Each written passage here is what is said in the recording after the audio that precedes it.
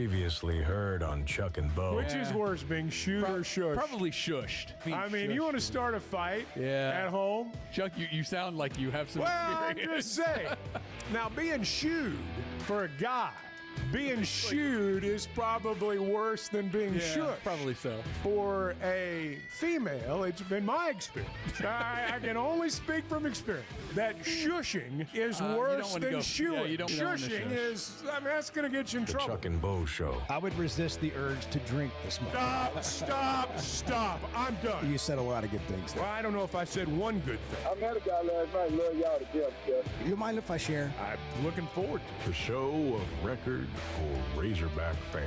I'm in my Sunday school, and first thing he says when we hop in the car, he says, "What's heard on the Chuck and Bo show?" It's too early for this kind of conversation. I'm still half asleep. Here are your hosts, Chuck Barrett and Bo Mattingly. I guess I'm going to have to watch this Netflix documentary on the Cowboys.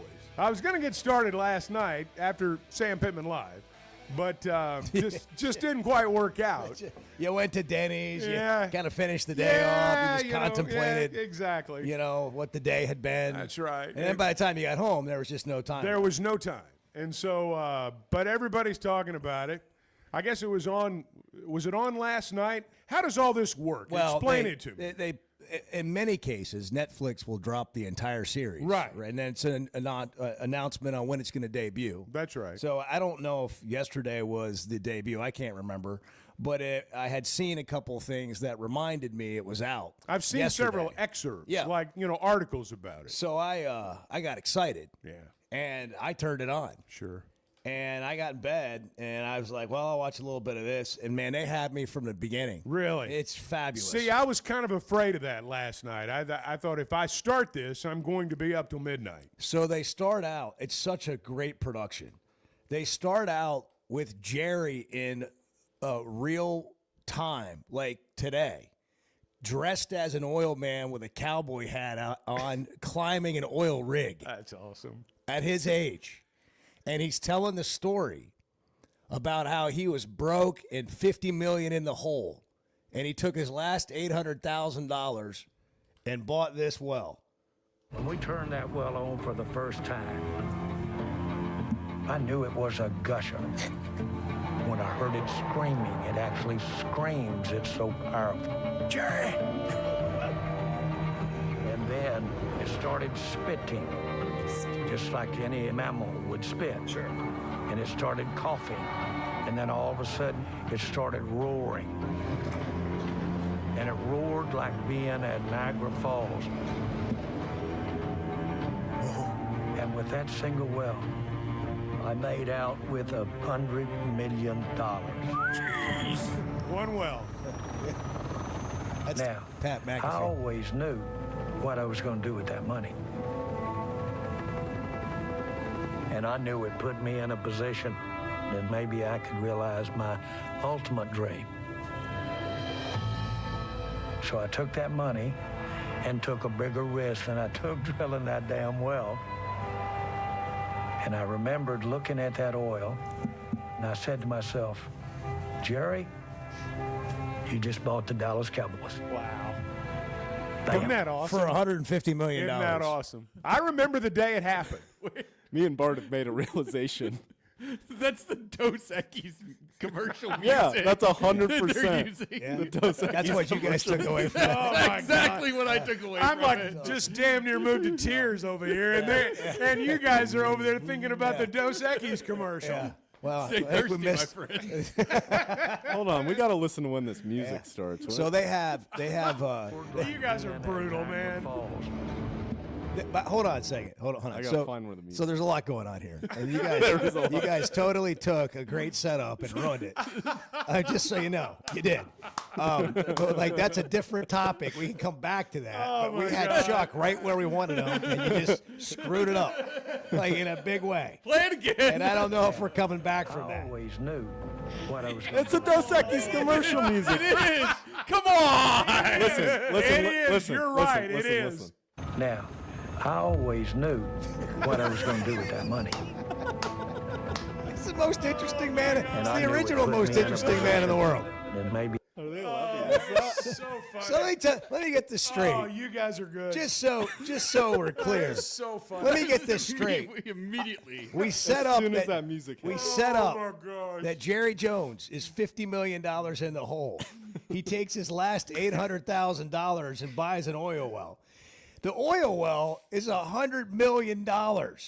He gets $100 million. It spits out $100 million. He then takes that money and he buys the Dallas Cowboys for $150 million. Today, the Dallas Cowboys are worth $12.9 billion. That's a lot of money. And what you guys heard was the Dos Equis music. And that's all I'm going to be able to hear from now on. Every time I watch this, all I'm going to be doing is listening for the Dos Equis How do you music. pick that music? Oh, no, I'll tell you, this is what Netflix does. Netflix, you can't use that music unless you're spending a lot of money on a production. There's other music in here that you'll recognize when you're watching the first episode that you'll have similar reactions to. And I think having been involved with these types of productions is like, man, that costs a lot of money. They spent a lot of money on this. We're just going to have to come back to this at 7. This is not going to work in the 6 o'clock hour, is it? Well, I mean, they're over there giggling I know. and off mic. Well, like, I am too. Whispering. I am too. It's funny. I'm enthralled by this. I was too. Open to the show. Oh gosh. It was. I apologize. Play it again. Play it again. No. Start over. I don't know. Start over. I don't know if anybody can do it now. All anybody's going to be thinking about is a green bottle. That's right. Stay thirsty. Yeah. Pick different music. Yeah. Like, So Bart's takeaway is, I can't believe they used the Dos Equis music. Yeah. Well, that's just pretty much. They both were all over it. I'll give They Bart and were. Edward credit. I mean, I've never. We have moments of crisis on the show that they don't huddle like that. I mean, You're right. they were you're like. right. we both noticed it almost I immediately. thought there was like a $100 bill stuck to the top of my head. The way they were, like, wow. I thought they were making fun of our reaction to it. It's what I thought. I didn't realize there was. Someone keeps saying it's Modelo. It's not Modelo, is it? You got me. I don't know. I don't know. I did not. I was involved in the story. I wasn't. It might be Modelo. Yeah, he's a billionaire. Big deal. What in the world? Anyhow, it's really tough. At least episode one. It was a really good cut. It was a good cut. Yeah, I mean, look, hey, Jerry's story is incredible. They're right. It's Modelo. It's Modelo. That's embarrassing. Well, yes. You interrupted this program. in a variety of ways. That segment or this segment. We're still in the middle of it. That's the real tragedy. It was just butchered in so many ways. How was Sam Pittman live? It was good. I mean, it was good. Listen, okay, back to Jerry. So, Jerry, you get such an insight to who he is in this, and he's such a gambler. He's a wildcatter. That's what those guys did. They staked literally their whatever they had. I was about to say fortune, but in a lot of cases it wasn't a fortune. They staked whatever they had. And that's what he did. And see, here's the thing. I was working. I mean, I was working in radio the day he bought the Cowboys. And Jerry Jones was not a Razorback hero. He was not a household name in Arkansas. I remember the day he bought the Cowboys, and my first thought was, I'm not sure I know who Jerry Jones is. And I was in my early to mid-20s. And he'd done, from what I understand, a lot of their exploration was originated more out of Fort Smith than it actually was Little Rock. And lo and behold, he owned the Dallas Cowboys. And then America's team got blown up. This clip is actually Pat McAfee's playing it on his show. That's who's talking in the background. All right. We turned that well on for the first time. I knew it was a gusher. When I heard it screaming, it actually screams. It's so powerful. Jerry! And then it started spitting, just like any mammal would spit. Sure. And it started coughing. And then all of a sudden, it started roaring. And it roared like being at Niagara Falls. And with that single well, I made out with $100 million. Now, I always knew what I was going to do with that money. And I knew it put me in a position that maybe I could realize my ultimate dream. So I took that money and took a bigger risk than I took drilling that damn well.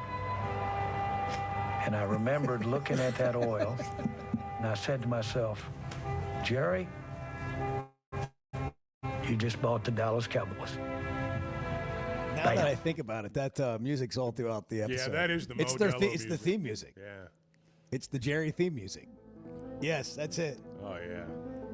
I'm telling you, man. Jerry likes Modelo. I'm telling you, this is gonna. You're not gonna want to stop watching this. Yeah. It's got. Well, just think about it. Just the score, the original Cowboys, score. The Cowboys under Jerry Jones. Yes, it's great.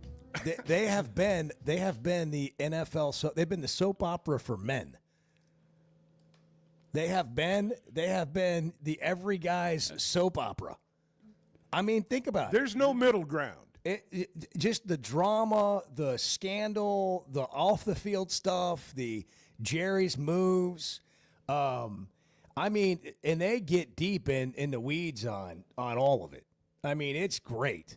And I've only seen one episode. The excerpt that Jimmy I saw. Johnson stuff is fabulous. And the Aikman-Switzer stuff. Listen, I read an excerpt about that. Jimmy Johnson is speaking at the Little Rock Touchdown Club on Tuesday. That is going to be, with this now out, phenomenal. It would have been great anyhow, but he's going to tell stories that likely maybe have never seen the light of day. Oh, and he can tell them, too. He knows how. So Jerry goes to the press conference after announcing he's bought the team. First of all, we've heard this story before, but he buys the team for $150 million, and it comes down to a difference of $300,000. What's the previous owner's name? I've already forgotten it. Brim or gosh. We got Tex Schramm. We got that part. The GM. Bum Bright. HR Bum Bright. Bum Bright. So they get down to a $300,000 difference. Now think about this. We got a $150 million deal on the table, and we're $300,000 apart. And Bum Bright says to Jerry Jones, "I'll flip you for it." Yeah, I remember that. And Jerry Jones says, "I lost the coin toss, and I was effed. I own the Dallas Cowboys." Yeah. It's like this. Now, just think about that, and now what you know about Jerry, and from that point forward, and how many decisions did he make that he was like, "Man, I'll just flip a coin on it." I mean, he was just gambling. Oh, well, yes. So he goes in and he fires America's coach. He's at the press conference. By the way, he tells Jimmy Johnson he wants him to come be his coach. Yeah. And Jimmy says, "Man, we've won national championships here at Miami. I can't come to Dallas and meet with you. People are going to recognize me from being on TV." Now think about that. Nobody knew who Jerry Jones really was until he went to buy the Dallas Cowboys. You just see Jerry walking through Dallas and be like, "There's Jerry Jones," but they knew who Jimmy Johnson was. No one knew who Jerry Jones was until that day. So they meet at this back alley, like plaza Mexican restaurant, like this strip mall Mexican restaurant that nobody knew about. Jerry's like, "We'll go there. It'll be fine. Nobody knows about this place." Well, it happened to be Tom Landry's favorite restaurant. So everybody there tells Tom Landry that Jerry's meeting with Jimmy Johnson and he's about to be fired. So that gets out. And then he goes to the press conference. And during the press conference, they said, what role do you want to play? And he basically said how he wanted to be involved with everything on the Socks to the jocks. Socks to the jocks. Yeah. And then he turns to Tex Schramm and he goes, "I want his job." And basically fires him. The guy had been with the Cowboys for 29 years, America's GM, and he fires him in the press conference. That was the beginning of the Jerry Jones era in Dallas. He said many times he got death threats over that. That was a time when the Cowboys really were America's team. And there was the ideal of America's team. And he really did fire America's coach. He really did fire America's general manager. Dallas was the first one that used what we call today computer analytics. They were the first ones to do it. Tex Schramm was viewed as a football savant. And for Jerry Jones, who the Dallas media immediately labeled a hillbilly from Arkansas, for Jerry Jones to come in there and dismiss those guys, it was unthinkable. It was just unthinkable. It rocked the sports world in a way that if you weren't around back then, you can't really understand, because he really was labeled as a hillbilly from Arkansas who had no business and has no business owning the Dallas Cowboys.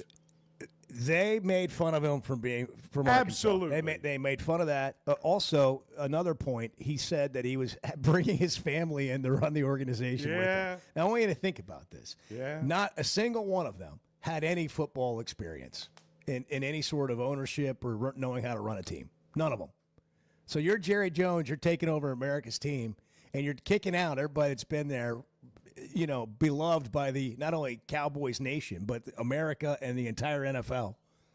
And you're telling them that you're bringing your kids in to run the organization. And and the fan reaction, Chuck, was so just awful. I know. Towards Jerry. I know. I mean, they tried to run him out of town, They basically. did. Wanted to kill him, literally. Who is this guy? And now I think we've gone full circle and they want to do it again. But in the meantime, They're not calling him a hillbilly anymore, though. in the meantime, he went from a $150 million team to a $12.8 billion franchise. The wealthiest in American sports. Maybe the world. I don't know. I can't remember if there might be a soccer club worth more. But regardless, $12.8 billion from $150 million. This story, though, I mean, with Michael Irvin, Emmitt Smith, Troy Aikman, Jimmy Johnson, the stuff that was going on. The kind of coach. So they get on a plane after a loss, and the flight attendants, the Cowboys team plane, get ready to serve the meal that you get on the plane. These guys just played an NFL game, and their food is on the plane. And Jimmy told the flight attendants not to serve the meal. They didn't deserve to They eat. didn't deserve to eat. I mean, this isn't college. This is the NFL. Yeah. These guys are making more money than he is. That's so funny. But Jimmy was the only guy, apparently, in the group that knew anything about football. Like, Jerry didn't know how to do anything. And when you think back about them winning Super Bowls and how much of a role Jimmy Johnson played in it, they did not shy away from that. Jerry didn't shy away from it. Obviously, Jimmy didn't. And that's just one episode. Cowboys are the world's most valuable sports franchise. There you go. $12.8 billion. There you go. He said it's a soap opera 365 days a year. Jerry did. The number 2 team on this list is actually fairly surprising to me. It's the Golden State Warriors. What? $10.4 billion. Is that right? The LA Rams, $10.25 billion. And then there's a drop down to the Yankees, $7.93 billion. Is that U.S.? Well, or hang world? on. Knicks, $8.3 billion. Yankees, $7.9 billion. Man. That's world. The most valuable soccer club in the world is Real Madrid at $6.75 billion. All right. Well, we got to hit a break. And by the way, if you missed it, that's the Modelo It's music. the Modelo music. In the background. America's Team on Netflix. America. He's Chuck Barrett. He's Bo Mattingly. The Chuck and Bo Show. Are you looking for tough, reliable equipment from people you can trust? WT Equipment is your local family-owned dealership with 8 locations across Arkansas. And yep, they're big-time hog fans too. From Bobcat to New Holland, Hustler, Steel, and more, they carry the brands you know and trust to get the job done. Whether it's equipment or implements, WT Equipment has the tools you need, including a full lineup of Bobcat machines built for power and performance. Stop by your nearest WT Equipment today. Buying or selling a home's a big deal, and you want someone who is with you every step of the way. That's why those of us at the Chuck and Bo Show wholeheartedly recommend Weicker Realtors, the Griffin Company, because we've experienced it. They've been my partners for life. They're Bo's partner now, and I promise you, when you become involved with Weicker Realtors, the Griffin Company, they'll become your partners for life too. They've been turning houses into homes since 1978, and you can always log on and check out their selection at WeicherGriffin.com.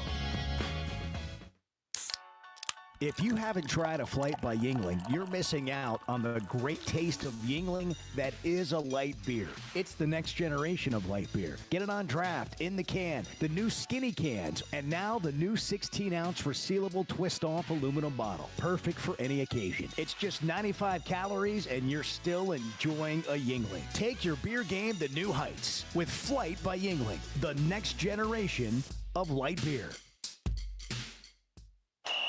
Arkansas's one-stop automotive shop is right around the corner. Fayetteville Auto Park.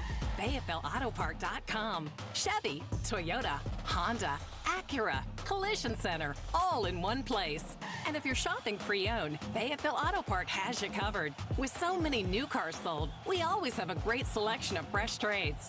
Why settle for anything less than the best? Fayetteville Auto Park, West Showroom Drive in Fayetteville. Proud sponsor of the Chuck and Bo Show. The two best guys in mediocre sports radio. The Chuck and Bo Show.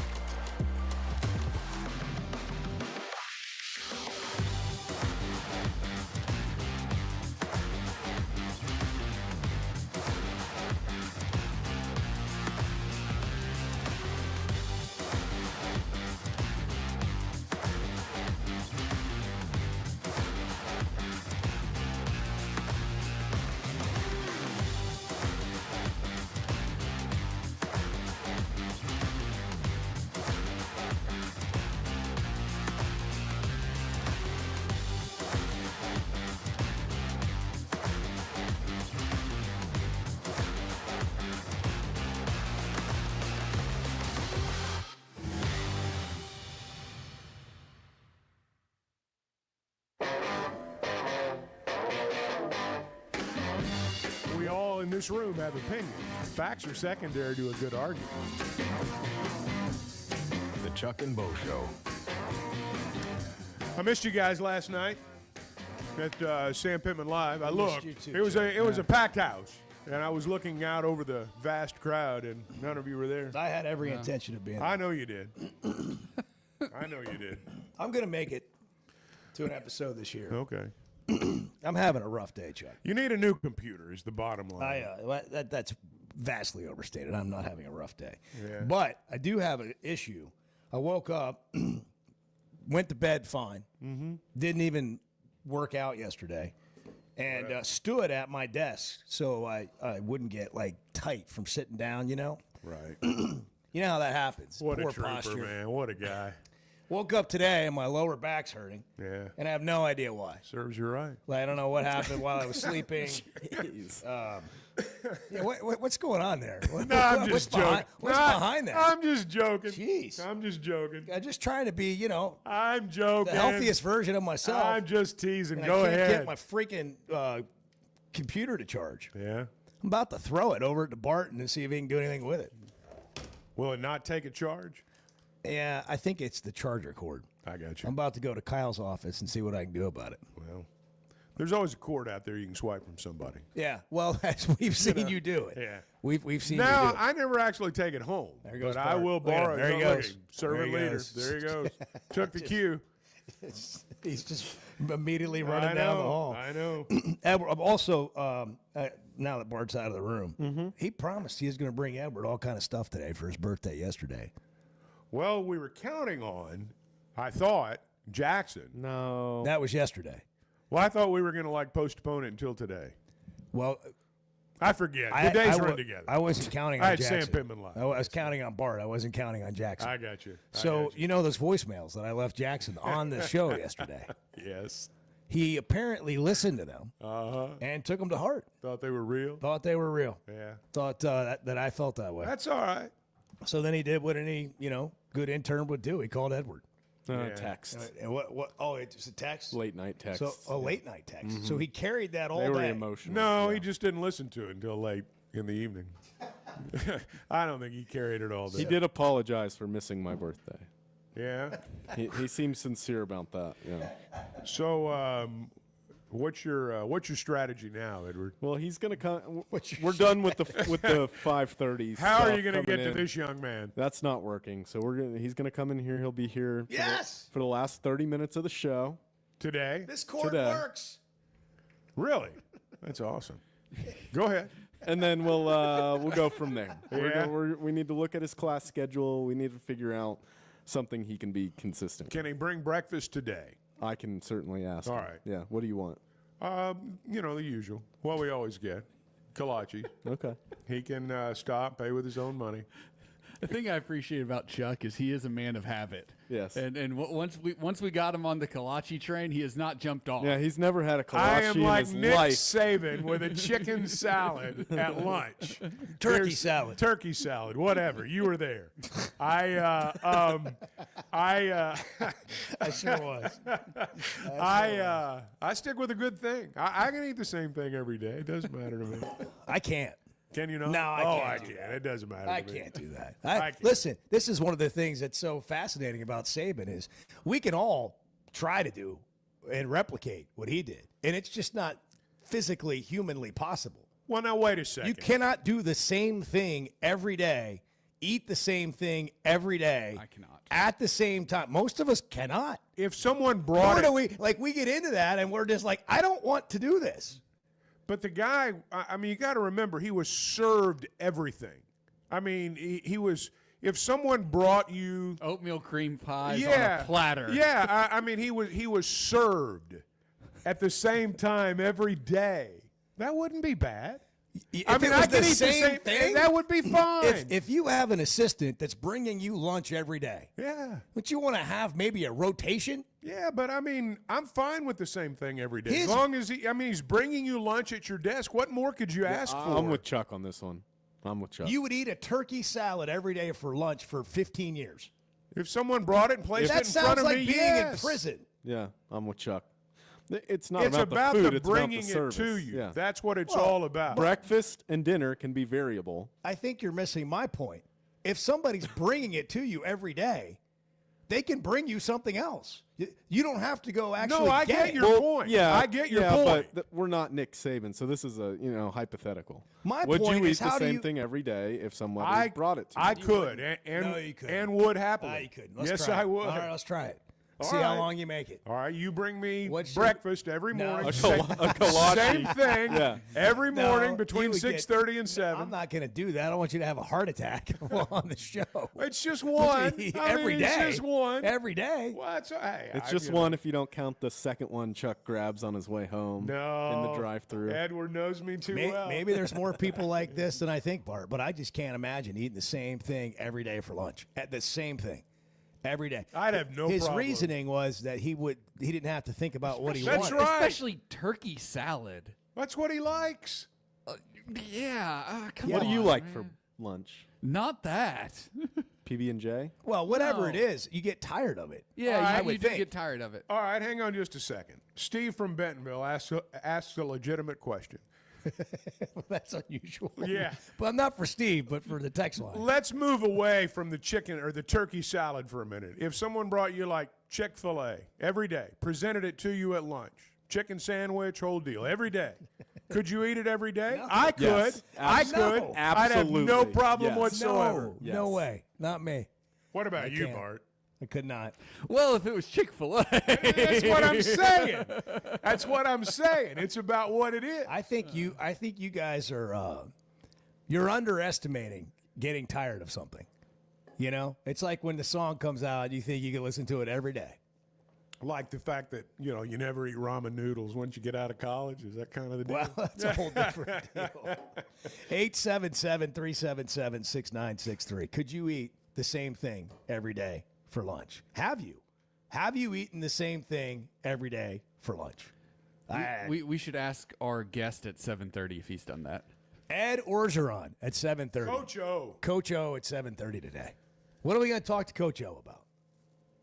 This is going to be good. We can go anywhere. Anything. We can go anywhere with Coach O. I would like to know how the wedding was that he went to. I want to ask him if he was struggling to get his shirt off, if it was as it appeared. When he ripped his shirt off, did he forget the long sleeves were buttoned at the bottom down by his wrist? Was that cufflinks? And he was then he had his shirt off and he was handcuffed by the cufflinks and he couldn't get it off. So then he was just waving it around above his head. That's one of the best videos. Oh, where are we? It's 6:33. He's got stories about being here back in the day. Oh yeah, it's Thursday, August 21st. Who knows where we're going next, but we're gonna go. Chris in Fayetteville. You're on the news, weather, information station. Hey, what's going on, guys? Hey, we're full service, baby. The Chuck and Bo Show. Some moments call for more than just a win. They call for unforgettable. At Blakeman's, you're not just buying a diamond. You're creating an experience that starts the moment you walk through the door. Their newly remodeled space is absolutely stunning, and Cafe B has a personal touch you won't find anywhere else. Their in-house diamond expert makes it easy to find the perfect piece for any occasion, and that purple bag, still undefeated when it comes to saving the day. Blakeman's Fine Jewelry. It's more than jewelry. It's your story. It seems like everything is more expensive this year, but replacing your AC doesn't have to be. If you need to replace your AC this summer, before you commit, price check with Paschal. You can save money and use the professionals to replace your system. Enjoy the peace of mind knowing you chose the best option for your home. Visit gopaschal.com and with just a few clicks, see how much you can save with the Paschal price check. Paschal Air, Plumbing, and Electric. Today's been a strange day. Yeah, we've had some struggles here. Let's just be blunt. Can we be blunt? Well, it's 50-50 at best. The Chuck and Bo Show.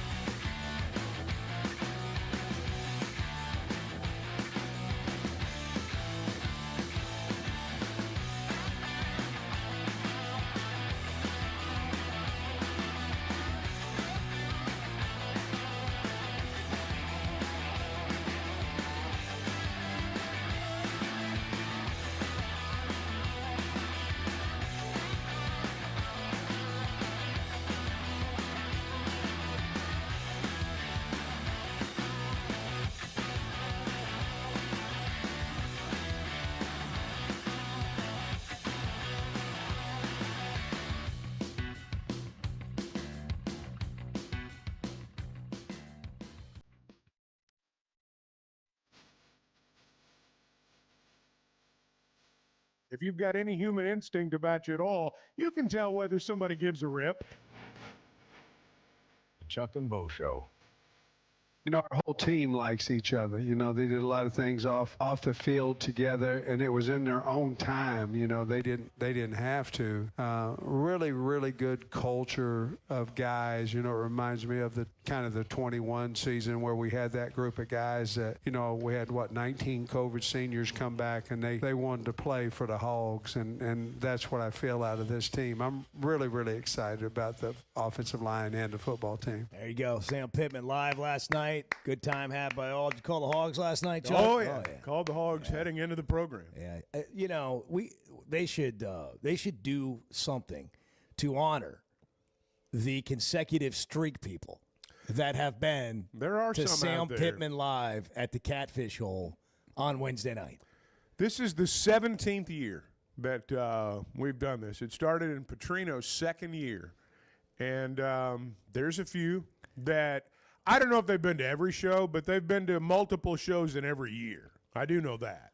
I'll never forget, guys, the day Chuck had to miss the Sam Pittman live show. And it was a dream come true. I got the call. I remember that now. I got the call, and I went to do the coach's show. And there, sitting beside me, in front of these people, these wonderful people at the Catfish Hole, was Chad Morris. I bailed. I said, I can't do it anymore. My moment to shine. Yeah. Yep, me and Chad. Yeah. We shotgunned a couple Red Bulls, and away we went. Yeah. Oh, man. What was the crowd like? Oh, we were talking so fast. What was the crowd like that night? Was it early in his tenure or later? It was early enough that there were people there. The end put it in the left lane and pop the clutch and put the hammer down. Pop the clutch and put the hammer down. Bart did some more research on records. I know he did. He's obsessed. He's so obsessed.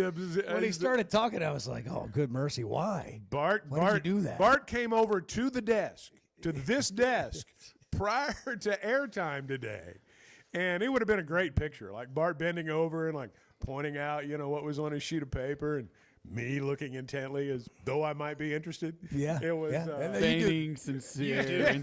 My feigned sincerity. You do well at that. Yeah. That is your MO. Like feigning sincerity. So what'd you find out, Bart, about Arkansas's historical record and where they should be in the football pyramid? So, Arkansas's most successful time since they've been in the SEC was that period under Houston Nutt and Bobby Petrino. They won 7.8 games a year. So I started by looking at the other SEC teams during that time frame to see what stood out. And there were a couple of things. Alabama only averaged 8.4 wins a season in that time frame. Well, like that right there is a big deal. You were able to beat Alabama sometimes. That helped.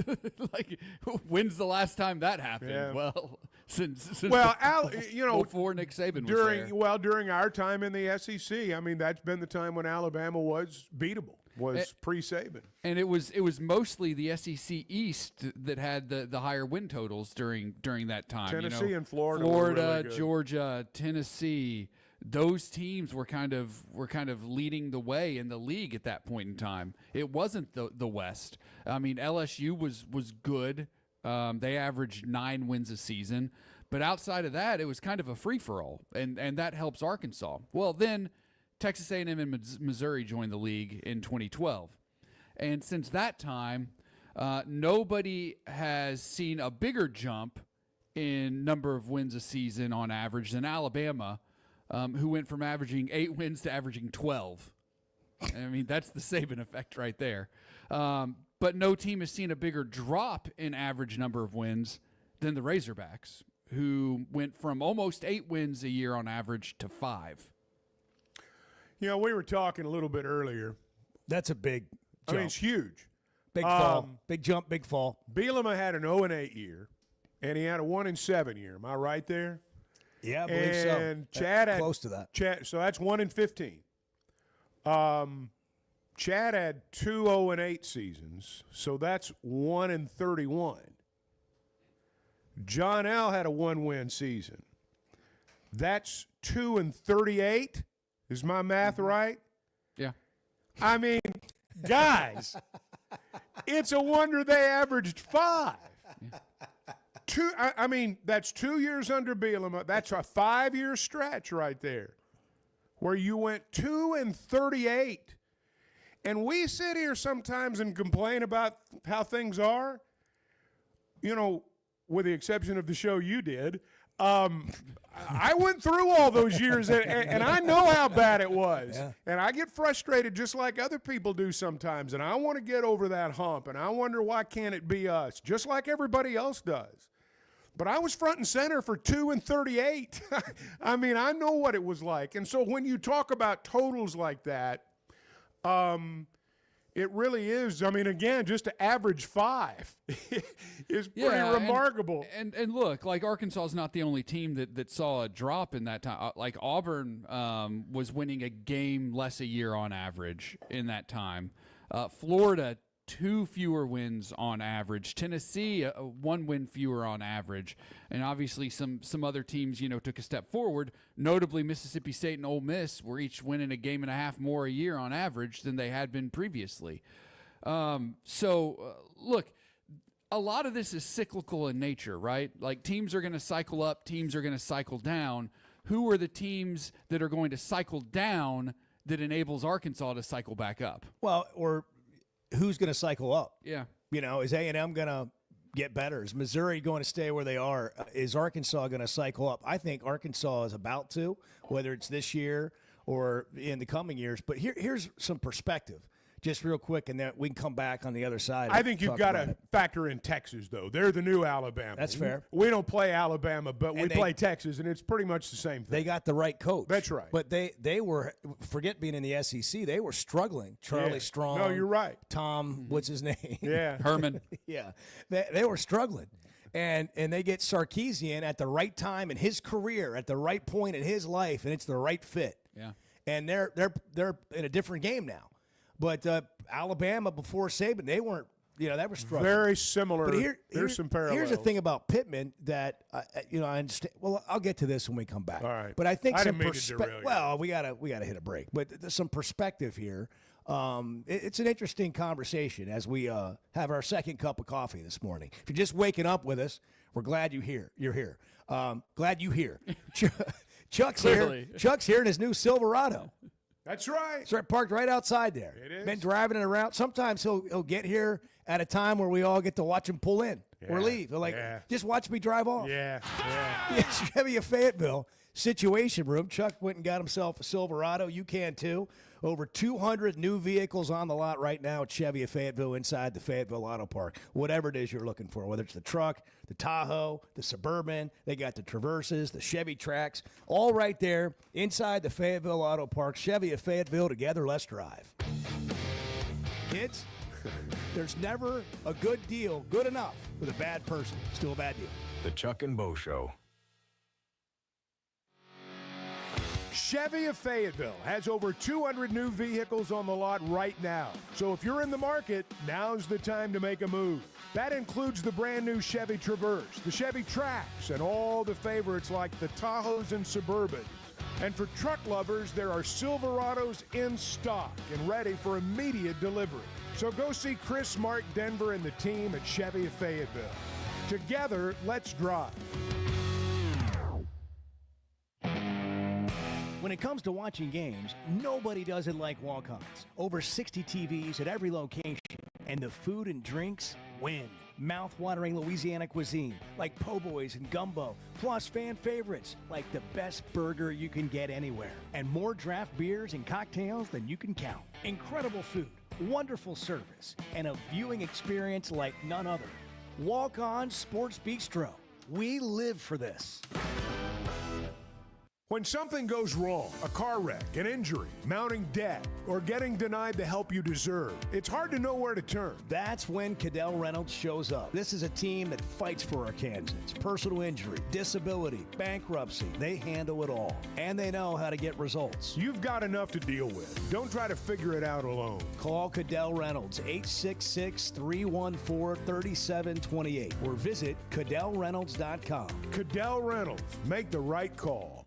Macadoodles is celebrating 28 years on August 23rd, and they're thanking you with incredible service and rewards. Every purchase earns you loyalty points, and more than 20,000 customers are already enjoying the benefits. At Macadoodles, the service is like no other. They'll walk you around the store, help you with your purchases, and put it in your vehicle. They want to make sure you leave happy every single time. Check out Macadoodles just north of the state line, north of Bella Vista, and Guess Who in Bentonville, and see why they've been the go-to for nearly 3 decades. Why deal with the stress of commercial travel when you can fly on your schedule with Jet Aircraft? No TSA lines, no baggage claim, no waiting around. Just you and your crew flying in comfort and style. Whether it's a weekend getaway, a golf trip, or planning your football travel for the fall, Jet makes it easy. Seats up to 9 with a full bar, custom catering, and plenty of space. Visit Jet NWA for pricing and more. That's Jet with 2 T's. Hey, it's Bo, and for me, business comes down to working with people I like and can count on. And that's Teamwork Roofing and Construction. They do what they say, they're on time, and when they're done, it's like they were never there and you have a brand new roof. Built with expert craftsmanship and the best materials. When it comes to commercial or residential roofing, get the customer care Teamwork Roofing and Construction offers. Check them out on their Facebook page, Teamwork Roofing and Construction. Built on quality, powered by teamwork. I don't need Chat GTP. I've got Chuck GTP. Amen. The Chuck and Bo Show.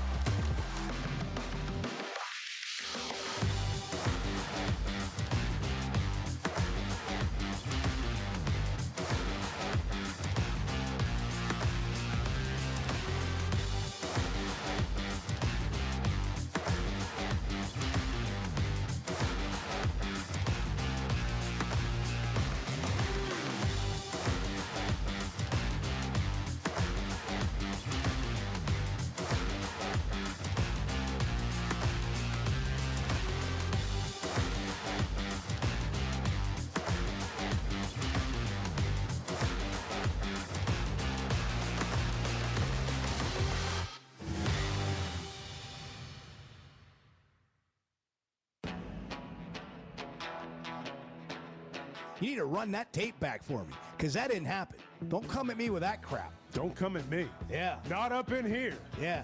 You must have your shows mixed up. Like, that didn't happen here, pal. The Chuck and Bo Show. Think I can get through today without any fight conversation? We'll see. 3 days in a row.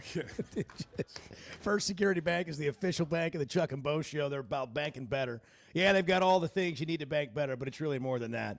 They're all in on local support and convenient locations. They're friendly, local people helping you bank better every day. fsbank.com. You can find them online. First Security Bank, member FDIC. So Bart has all this research about Arkansas's plummet since A&M and Missouri joined the league. And then Chuck brought the context of Bielema's struggle to win an SEC game for 2 years, Chad Morris's struggle in general, and John L. Smith's struggle in general. Struggles, putting it nicely. When you combine all those things, what ends up happening is you end up with a crappy football program, and you can't hire anybody to be your head coach. And Sam Pittman got the job, frankly, because no one else wanted it, and he did. And by the way, I think he deserves a lot of credit for wanting to make Arkansas better, which he has done, and by the way, has a 9-win total to his record here. 1 season, 9 wins. And I get people don't like winning 6 games. You want to win more.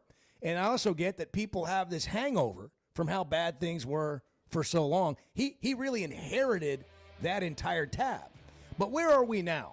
Where are we now, and where is Arkansas going is what I want to get into when we turn the top of the hour here. Some of the numbers are staggering. I mean, they really are. When you look at that, and really an 8-year period prior to when Pittman was hired. John L. Smith, Brett Bielema, Chad Morris, 12-52 in SEC play. That is preposterous. You don't well, but here's the thing. You said this a minute ago. We can talk some more about this. People want to get back to where you were before all that. You don't just flip that switch. You don't do it with 1 or 2 recruiting classes. You've got to remind some people we still got a football program here. You're 12-52. That's what you inherited. So, no, it's not where any of us want it to be, but it's a hell of a lot better than it was. And don't kid yourself into believing otherwise. 6:55, August 21st. Good morning.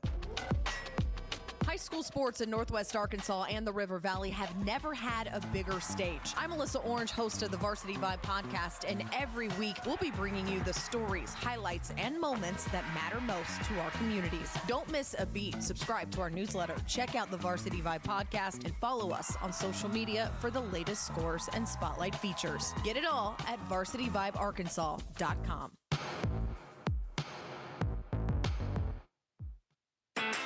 As a play-by-play announcer, my eyes are everything. I need to see every detail on the field to call the game the right way. So when cataracts started affecting my vision, I knew I couldn't wait. I went to Dr. Betts and the team at McDonald Eye Associates. And truthfully, I wish I'd done it years ago. The difference is incredible. The whole experience was professional, easy, and honestly life-changing. If your vision's holding you back, take it from me. Don't put it off any longer. Schedule your appointment with McDonald Eye Associates today. Oaklawn is your hot springs escape. Enjoy plush comfort, upscale dining, and Arkansas's only Forbes 4-star rated spa at our luxury hotel. And with easy access to Hot Springs National Park and sparkling lakes, Oaklawn is your home base for everything the region has to offer. Come stay, play, and get away at Oaklawn, a Forbes Travel Guide recommended hotel. Make your reservation at oaklawn.com. Gambling problem? Call 1-800-522-4700. Summer storms and heavy rains can sneak up fast, so make sure your gutters are ready to handle it all. Hog Trough Gutters, locally owned and operated with 30 years of experience, installs seamless gutters made on site to protect your home. They're fully licensed and insured. Every job is hydro-tested, and each one comes with a 20-year warranty. Proudly serving Northwest Arkansas and the River Valley. And if you're outside those areas, just give them a call or a text. Schedule your free inspection today at hoggutters.com. So I spent yesterday, you mind if I share? I'm looking forward to it. The Chuck and Bo Show.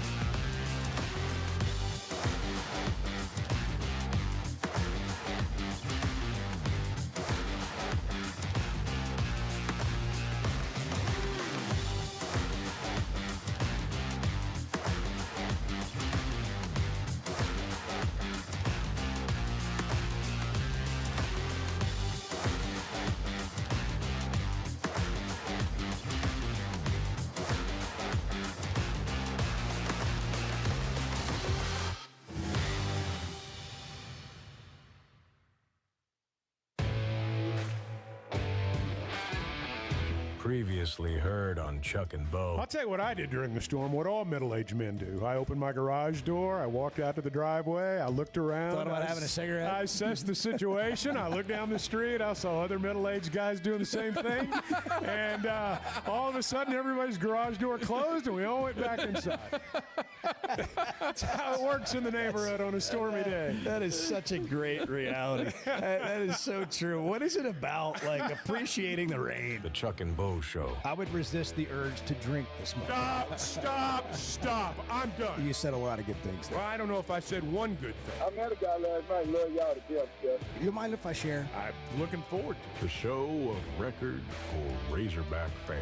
Driving my son to school, and first thing he says when we hop in the car, he says, "What's heard on the Chuck and Bo Show?" It's too early for this kind of conversation. I'm still half asleep. Here are your hosts, Chuck Barrett and Bo Mattingly. Morning, Chuck. Did I hear Bart say best text ever? Yeah. I had my headsets Well- on. I mean, he was screaming in my ear, but Well, you'll understand why. okay. All right, good. When he gets to it. Yeah. You can text or call the show. If you missed Edward's birthday yesterday, we're still taking birthday wishes. We still didn't get him anything. Nope. But that's coming. I really feel bad about that. We're big on birthdays around here, Edward, but apparently you're not yours. Well, we announced it right off the bat. We There need to was go. more than enough announcements. We need to go to the to the gas station, get Edward some scratch offs. Yeah. See if he gets still rid. got I've got a few at home. I should have brought those. You should. I've still got a $2 winner in my Yeah. truck that I haven't cashed in yet. I've got $14 worth of winners on my counter. If it all goes to, Yeah, you know what? that's right. I got $14. do. I got $14 coming. That no. It's You got a great. shotgun downstairs? That's right. I got $14 in a shotgun. Oh,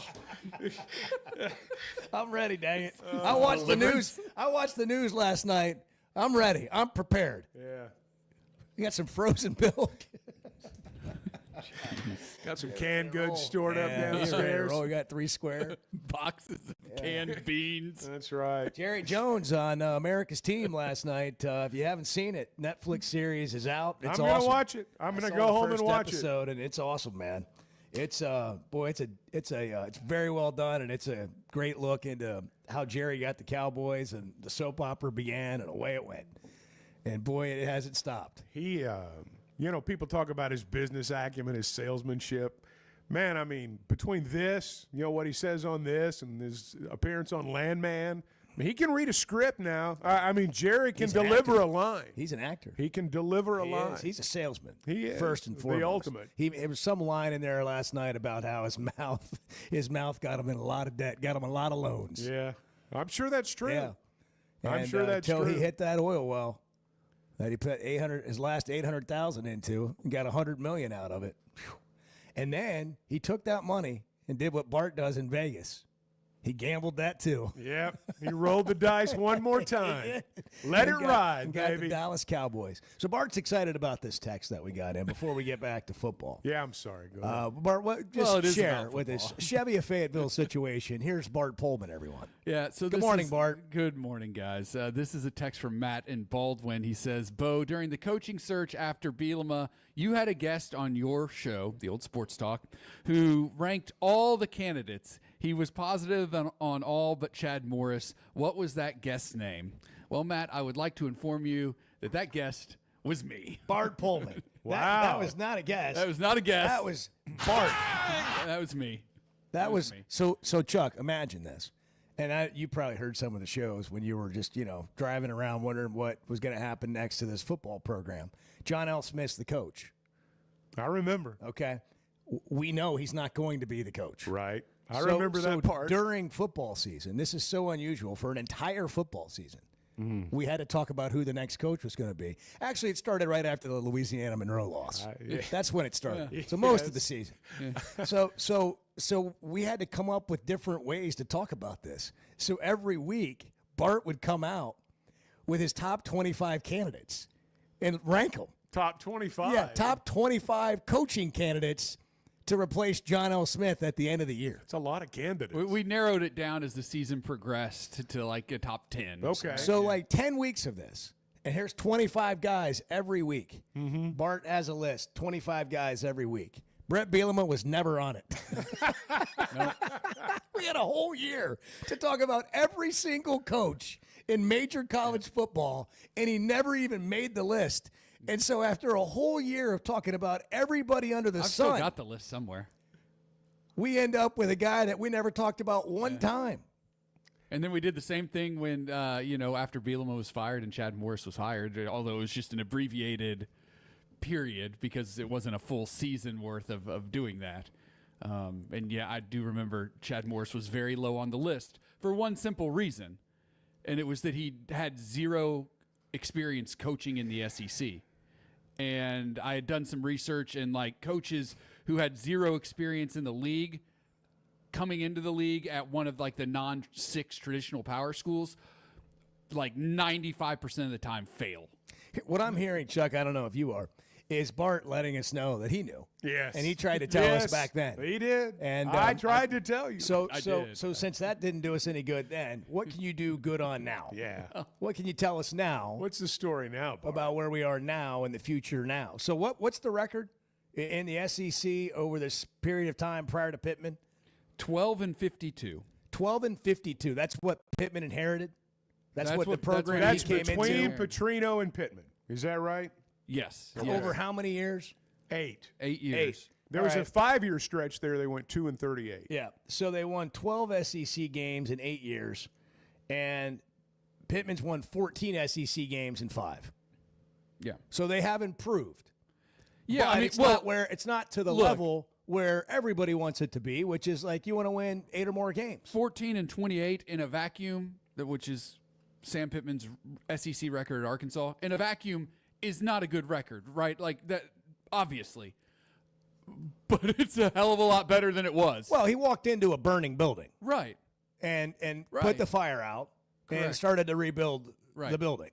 And that's what's been happening. And honestly, and then NIL came along. Yeah. COVID was part of it. The whole deal. Like I would honestly say, like he's been doing demo work for the past several years, and is just now starting to like build. Like I would say, last year was actually the start of the building process. So before you start texting me and calling, this is not a defense exhibit on Sam Pittman. This is a football program explanation or documentation, actual data of what's happened. Okay, right. That's all we're trying to do here. Now, when you have that, when you inherit that, and you get a program that nobody else wanted to coach, like no national coach outside of Arkansas that anybody would want was coming to Arkansas. They tried, lots of people. He took it, and he's made it better, and everybody agrees it can still get better. They have not arrived. That's real clear to everybody. Okay, here's the other thing you mentioned, Chuck. You can't just flip that in a couple of recruiting classes. And here's another thing. If you're a kid growing up in Arkansas in this period of time, why in the world would you want to be a Razorback? What would be attractive about that to you? Like, we act like they can't get this in-state guy, or they didn't get that in-state guy, or whatever. And they've made some decisions. I'll never understand the Drake Lindsey decision. No, I don't care what anybody ever tells me. I'll never understand that. But I'm not the guy making the calls.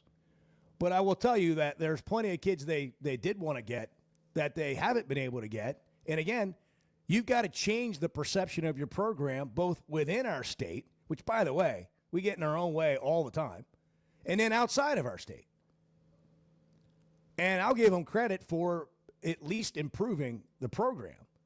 And then when you go to this year, I'm anxious to see what happens this year for all the things we've been talking about for weeks. Taylor returning, Petrino back, new offensive line, or remodeled offensive line, more receivers. I think the offense is going to be a lot of fun to watch. What happens on defense? I don't know. They got some good linebackers. We don't know much more than that. Cam Ball. All this other stuff, we don't know a whole lot of Larry Worth, secondary. But other than that, we don't know a whole lot. And we don't know a whole lot about how some of these other teams are going to play with first-year quarterbacks and a bunch of transfers, too. I think if you're going to beat Arkansas, you better be ready to score some points. That's what I think. Now, there will be teams that are, and there will be teams that will outslug Arkansas from time to time. I don't have any doubt about that. I mean, you're not going to go out there and go 12-0. But you better be ready to score, and we'll just see how that plays out. Yeah, it'll be fun.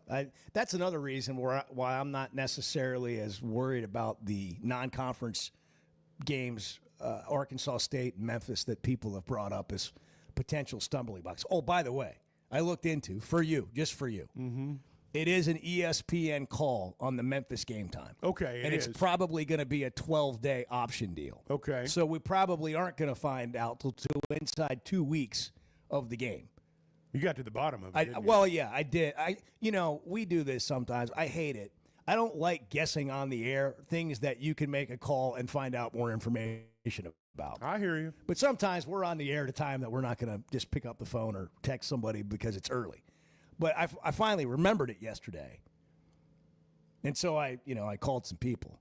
I'm not going to tell you who they are. I got you. But they're, we got to the bottom of it. And we also found out game day is actually, there's not going to be a game day this Saturday. I called the guy that the media is supposed to call. Ah, okay. It's like, it's really sort of a simple task that people don't take advantage of enough. Like, call the communications guy and ask him who deals with the media. What's the story? Hey, what's the deal on the Memphis game time? Funny, you're the first one to ask. Yeah, thanks for asking. Yeah. It's like, glad we did. Hey, if you're struggling with your HVAC right now, and I think just about everybody is, do you go home and you're like, man, that's not what it's set on? Yes. It's a little bit warmer. Well, that's just maybe your system working really hard. But for some people, they come home and it's 81, and you're like, uh-oh. Call Pascal or log on to their website, gopascal.com. For over 50 years, homeowners have trusted them for world-class service because they do things differently. From premium service to expert installation, every detail matters. Right now, you can get a brand-new, high-efficiency AC and furnace system starting at $79.99 with payments as low as $100 a month. So you don't have to wait, even if you can't necessarily splurge on that today. You can get a great payment plan. Same week installation available. Click over on gopascal.com to schedule it. Professional people, professional service, Pascal Air, Plumbing, and Electric. Ed Orgeron Coach O, baby. is minutes away. Yeah, moments. Like 15 minutes from now, we're going to be talking to the national championship Cajun who ripped his shirt off at a wedding. Oh, we got to find out the story on that. Oh, we're going to talk to him. It's going to be great. It's going to be a conversation for the ages in about 15 minutes. Good morning, the Chuck and Bo Show. I'm amazed at the number of people who think they're smart. The Chuck and Bo Show. First Security is about more than great banking. Yes, we provide the financial expertise, digital tools, and everything else you need when you need it. But we also go all in on local support with friendly professionals, plus convenient locations all across the state. Because we believe personal banking is better banking. Visit fsbank.com for details. That's fsbank.com for friendly, local banking with First Security. Bank better. Member FDIC. Buying or selling a home's a big deal, and you want someone who is with you every step of the way. That's why those of us at the Chuck and Bo Show wholeheartedly recommend Weicker Realtors, the Griffin Company, because we've experienced it. They've been my partners for life. They're Bo's partner now, and I promise you, when you become involved with Weicker Realtors, the Griffin Company, they'll become your partners for life, too. They've been turning houses into homes since 1978, and you can always log on and check out their selection at WeicherGriffin.com. It seems like everything is more expensive this year, but replacing your AC doesn't have to be. If you need to replace your AC this summer, before you commit, price check with Pascal. You can save money and use the professionals to replace your system. Enjoy the peace of mind knowing you chose the best option for your home. Visit gopascal.com and with just a few clicks, see how much you can save with the Pascal price check. Pascal Air, Plumbing, and Electric. Why deal with the stress of commercial travel when you can fly on your schedule with Jet Aircraft? No TSA lines, no baggage claim, no waiting around. Just you and your crew flying in comfort and style. Whether it's a weekend getaway, a golf trip, or planning your football travel for the fall, Jet makes it easy. Seats up to 9 with a full bar, custom catering, and plenty of space. Visit Jet NWA for pricing and more. That's Jet with 2 T's. The Chuck and Bo Show. You hear that? You hear that? Back to Save Sports Radio. That's special.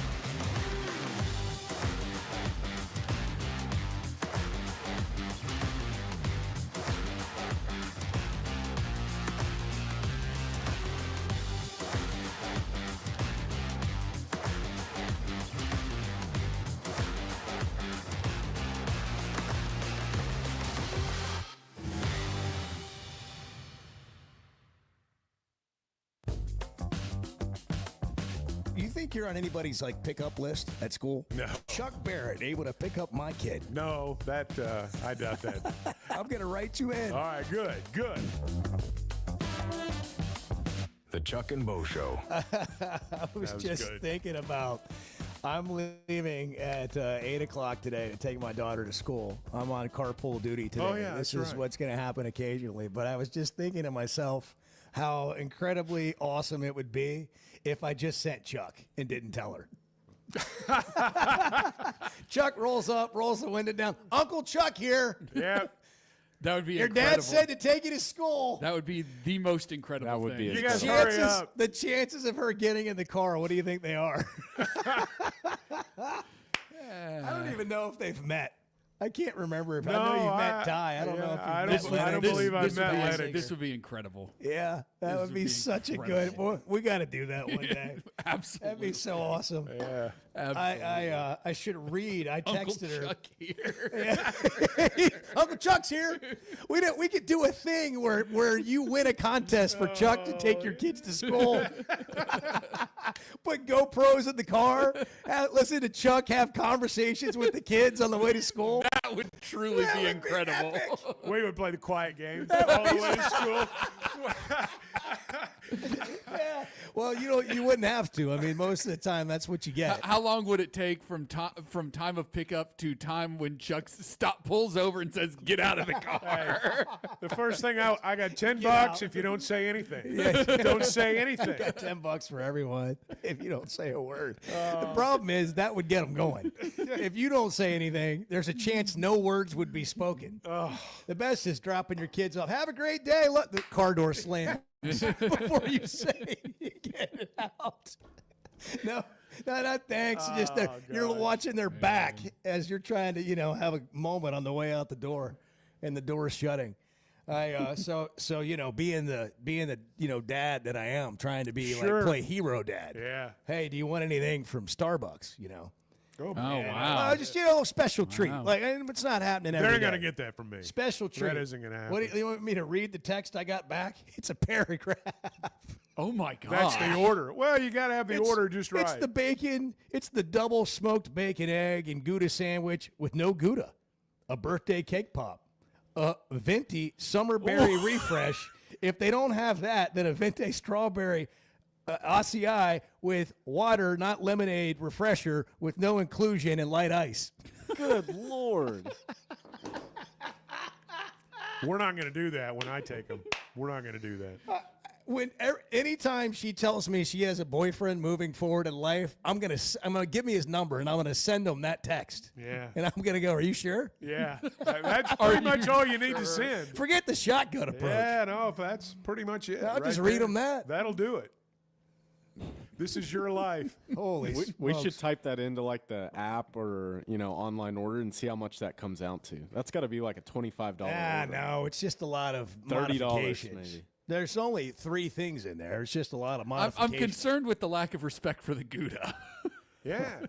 I mean, Gouda's in the name of the sandwich. Yeah. And then you have no Gouda. The cheeseburger without cheese. Gouda's great. Cheeseburger, meat and cheese only. I've been cheese through is it. great in general. Yeah, I've been through it all. Cheese makes everything. I mean, really. But you got to develop the palate, though. That's a little bit later in life where maybe you have an appreciation for some fine Gouda.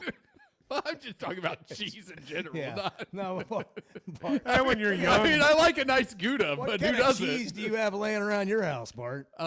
Actually, Gouda right Yeah. now. Yeah. Would you like a turkey? No, sandwich Chuck, slices. Chuck, have a seat. I'm going to make you a sandwich. Thanks for coming over to watch the game. No, here's the thing. Would you like a turkey Gouda sandwich on a lightly toasted baguette? On the weekend with some Grey Poupon? I got smoked cheddar on mine. Sounds pretty good. Yeah, it does. Pretty good. On the weekends, I like to make like breakfast sandwiches and whatnot, and Gouda goes really well on with like an egg and bacon or sausage or whatever. Yeah. I'm just still on the Chuck. I'm on the Chuck lunch order at your house. Yeah.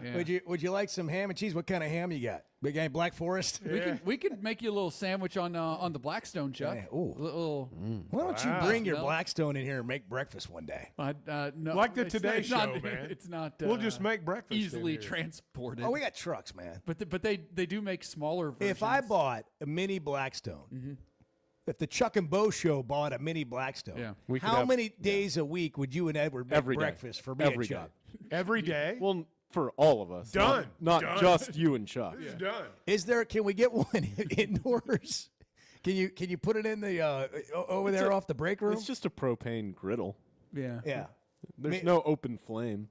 Do we have to have a propane griddle, or can we just get you an electric one and you guys will make us breakfast? That's also fine. But you've got to supply the ingredients too. I'm not. Oh, that's no Piece problem. of cake. I'm not purchasing. Chuck, we may have just struck I gold know. here. I mean, we may have hit oil like Jerry. This is big. I mean, I right might here. miss a few seconds frying the bacon, but I mean. Well, that's okay. I mean, Man, hey, if you're ready to watch games this weekend like we are, I think I'm going to go to walk-ons and watch the 11 a.m. game. That would be a good spot to go. Maybe have a mimosa, watch the first half, then get on the couch, maybe watch the second half, maybe take a nap. Hey, college football. There's also a full slate of preseason games on Saturday, preseason NFL games, so you actually can watch football from basically 11 through the end of the day. I know. Great food, good people, over 60 TVs, and any walk-ons. My preference is the one in Fayetteville. You don't miss a single game during the NFL season. They got all the Sunday ticket stuff. You don't miss any game there. Yeah. I mean, if it's on PBS, if it's streaming, they'll find it. You can watch any. That's where I'm going for Bengals games. That's man. what you do, man. And then while you're there, you get you a what? A flight by Yingling. Yep, on draft. That's right. 95 calories, tastes like a Yingling, but it's the next generation of light beer. Skinny cans now too. Skinny can. By the way, we're getting a delivery today at the end of the show.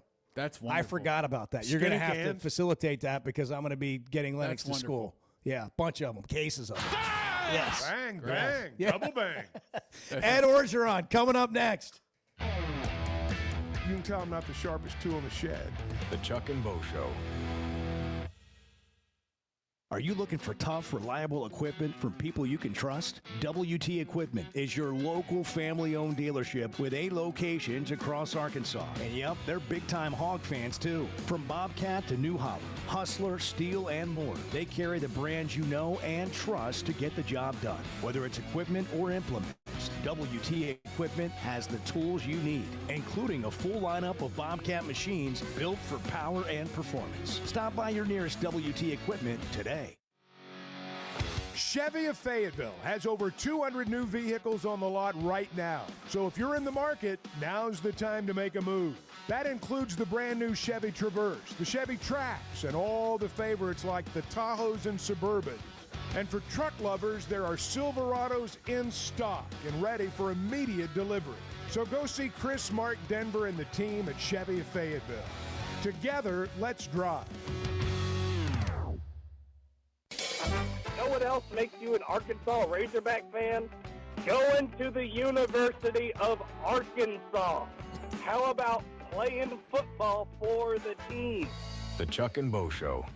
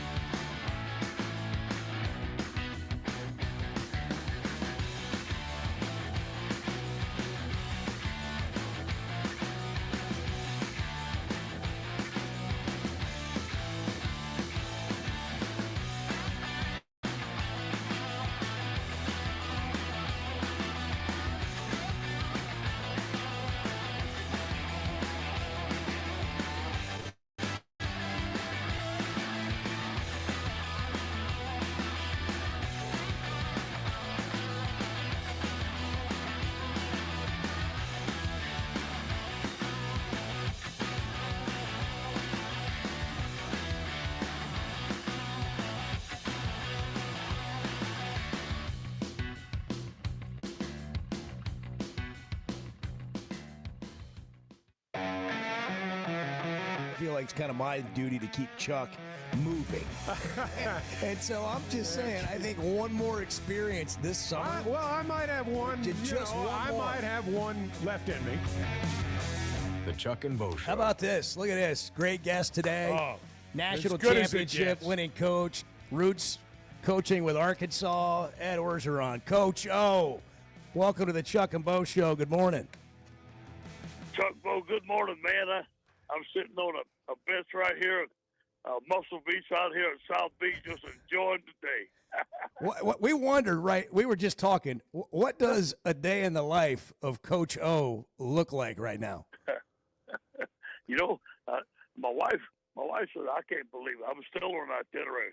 I make my own itinerary. I get up at 5, have my little readings, and do my stuff, maybe get a little workout, a little pump, and then, I'll go work out. I run 4.2 miles all the way to South Point every day, walk on the beach. Then the evening, me and my wife go to dinner. It's just a regular day. And now I'm going to Miami's practice. I attend a lot of practices at the University of Miami. I have 2 boys that are coaching there, one on offense, one on defense. And then I go to Tulane. I got my oldest boy at Tulane. I watch them practice, so I'll stay busy. Man, that's a life. Now, we got to ask, Coach, I know every year on your birthday you'd bench like 225 to make sure you still had it. What are you pumping right now? Yeah, I still got it, but the age is getting to me. Hey, I still think I'm Superman, but my body says I'm not. Coach, we read that you're ready to get back to work, but hearing you describe that life, I mean, why would you want to do that? 100%.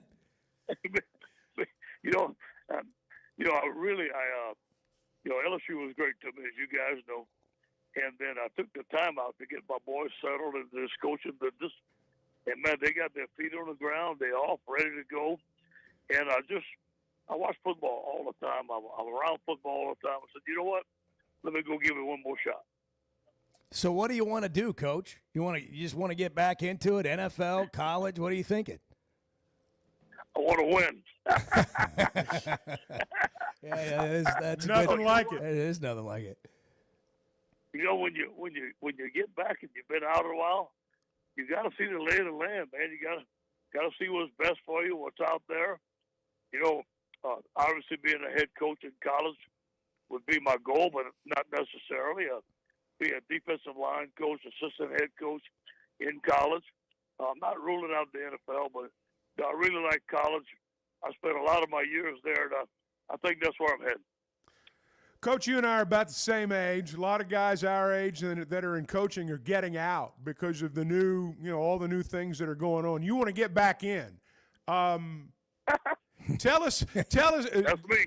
Well, I understand. And I admire that, frankly. But I just wonder, with all the things that are different now, going back into it, you've had a year or two and some time now to kind of, assess, as you say.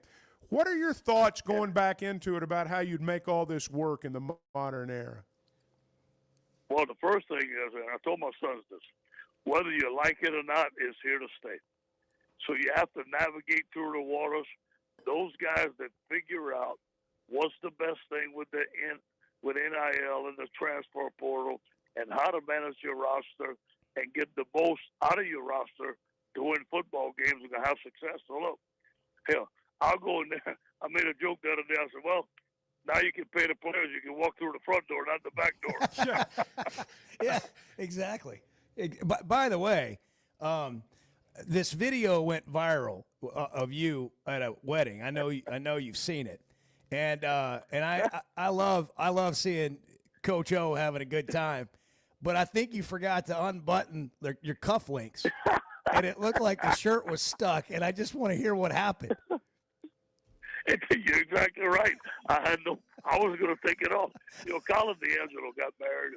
He was my in-house recruiting coordinator at LSU, and he's at Tulane now, and so is my son. And I told him, I said, man, I'm going to dance at your wedding.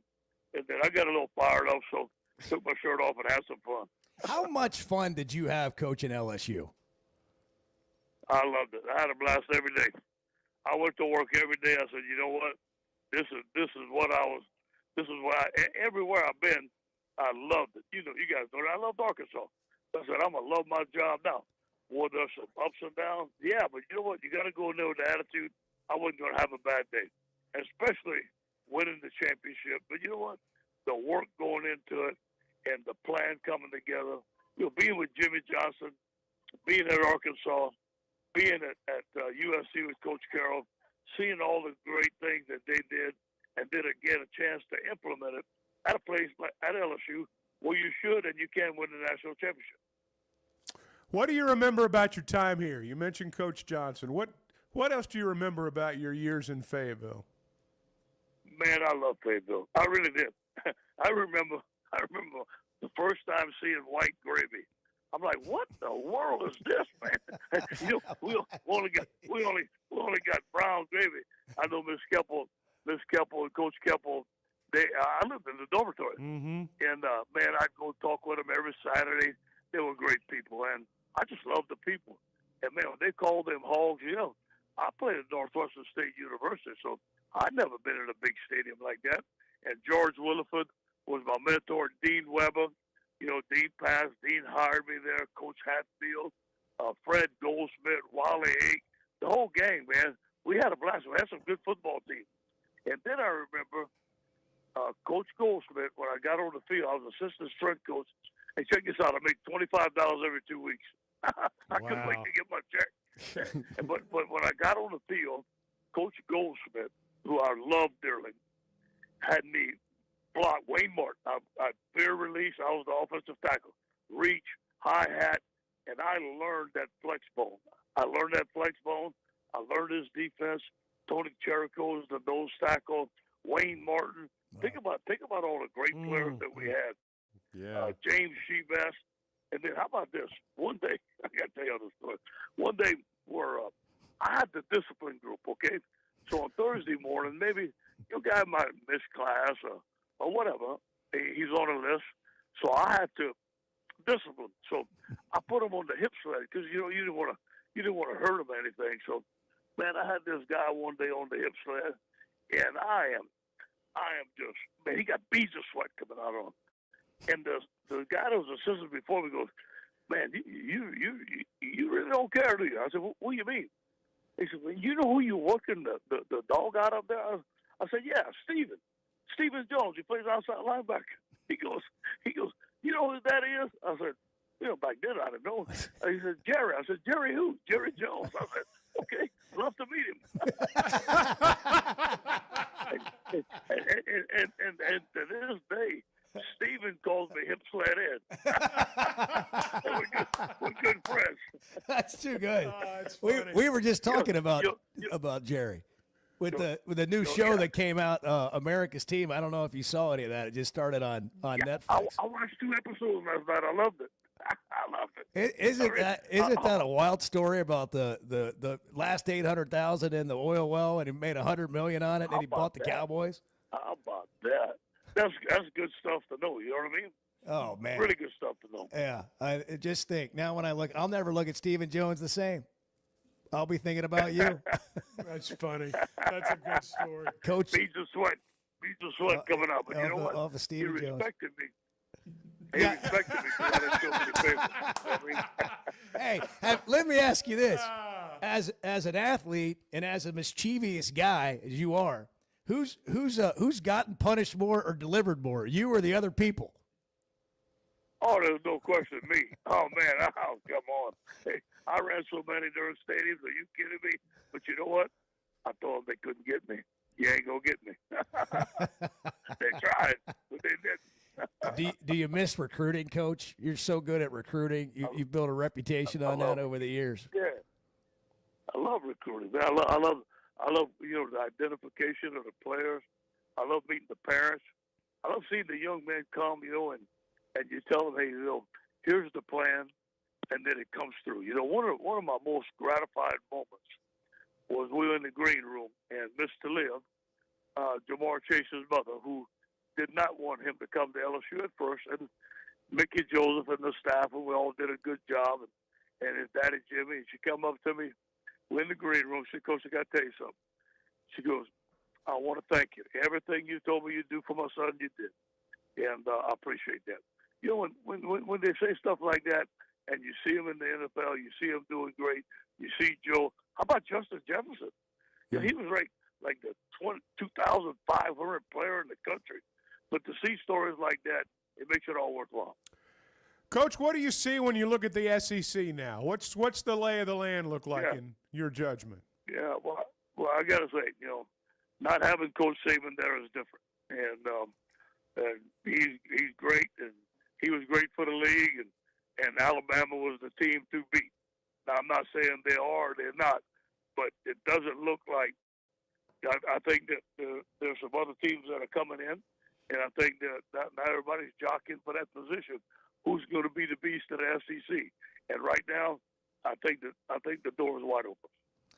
It is an interesting landscape right now. The Big Ten's won the last couple of national championships. Do you think that ends this year? Well, you don't know. I don't know. You know, they've done a good job. I mean, you know, you got to give it to Ohio State. You know, coming back from getting beat at Michigan like that and taking all that stuff and going through adversity. You got to give it to Notre Dame, man. Notre Dame lost to a team they shouldn't have lost, and Marcus turned it around. So, you know, there's a lot of opportunities, especially with the transfer portal. It looks like a new team every week. You know what I mean? I got to check the rosters. Yeah, the transfer portal's real. Coach, I got to ask you this.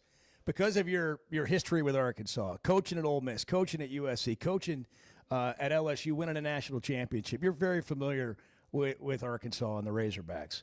When you think of Arkansas football and you think about it in today's world, like open-ended question, what comes to mind and how do you see it? What do you think? Great place.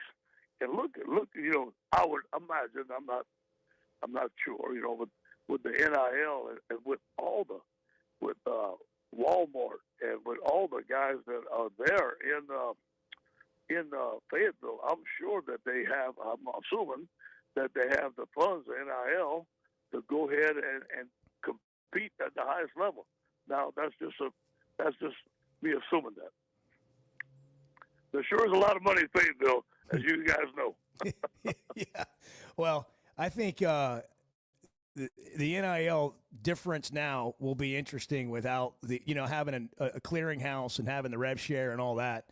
It'll be interesting to see how. If you think that we're with those new rules in place, do you think that will level things out, or will people just get around that? We'll be back to whoever's got the most money. Well, it should. You know what I mean? But ain't no telling. You know what I mean? But I do believe that with the transfer portal and that, you can flip your roster around in a year. I mean, it's crazy.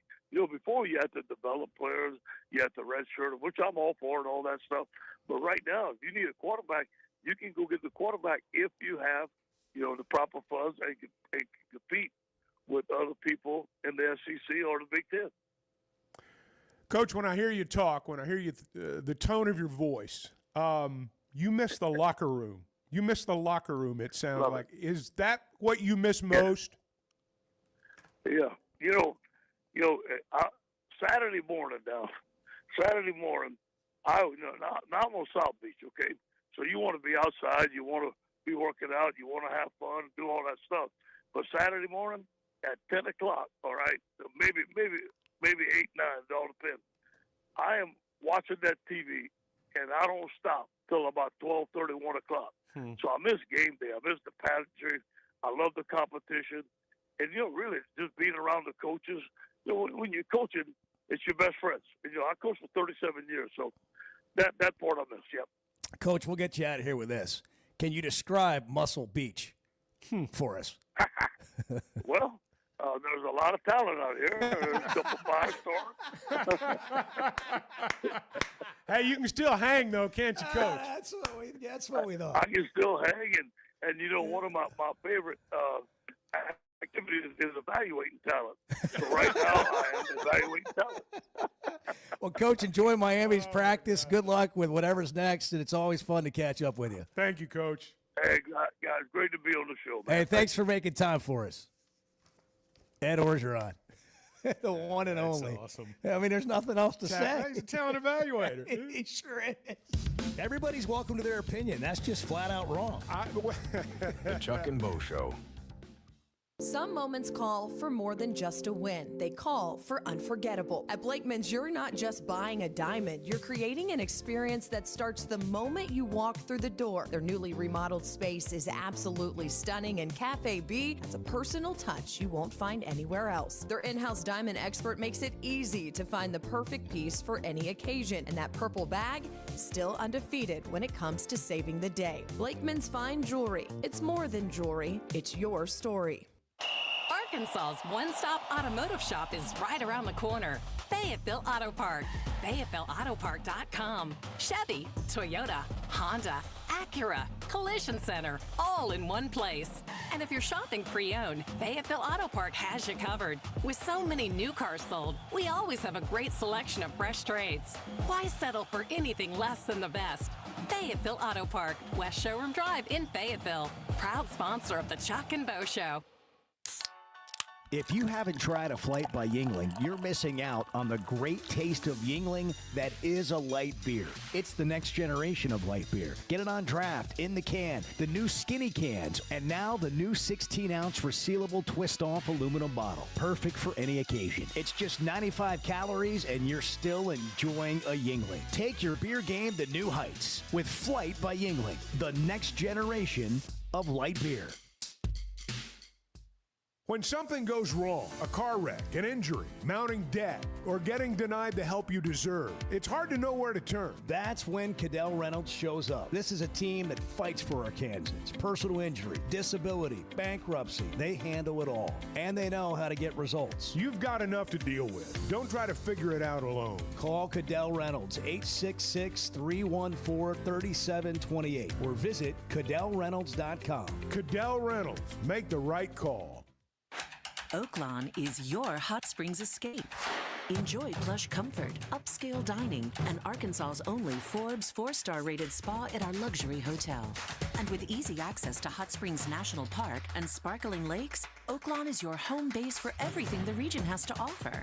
Come stay, play, and get away at Oaklawn, a Forbes Travel Guide recommended hotel. Make your reservation at oaklawn.com. Gambling problem? Call 1-800-522-4700. Hey, it's Bo, and for me, business comes down to working with people I like and can count on. And that's Teamwork Roofing and Construction. They do what they say, they're on time, and when they're done, it's like they were never there and you have a brand new roof. Built with expert craftsmanship and the best materials. When it comes to commercial or residential roofing, get the customer care Teamwork Roofing and Construction offers. Check them out on their Facebook page, Teamwork Roofing and Construction. Built on quality, powered by teamwork. When is the last time you thought, oh, the SEC's making an announcement today, and it's going to be good for the Hogs? The Chuck and Bo Show.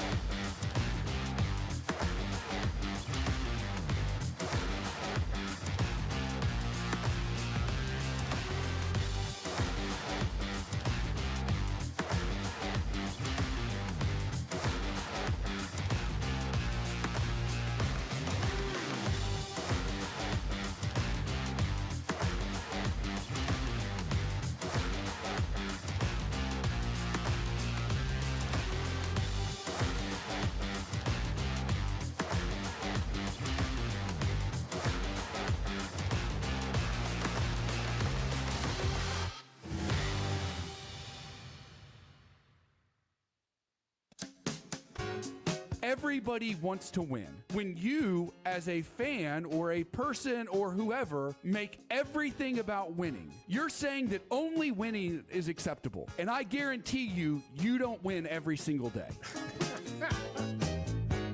The Chuck and Bo Show.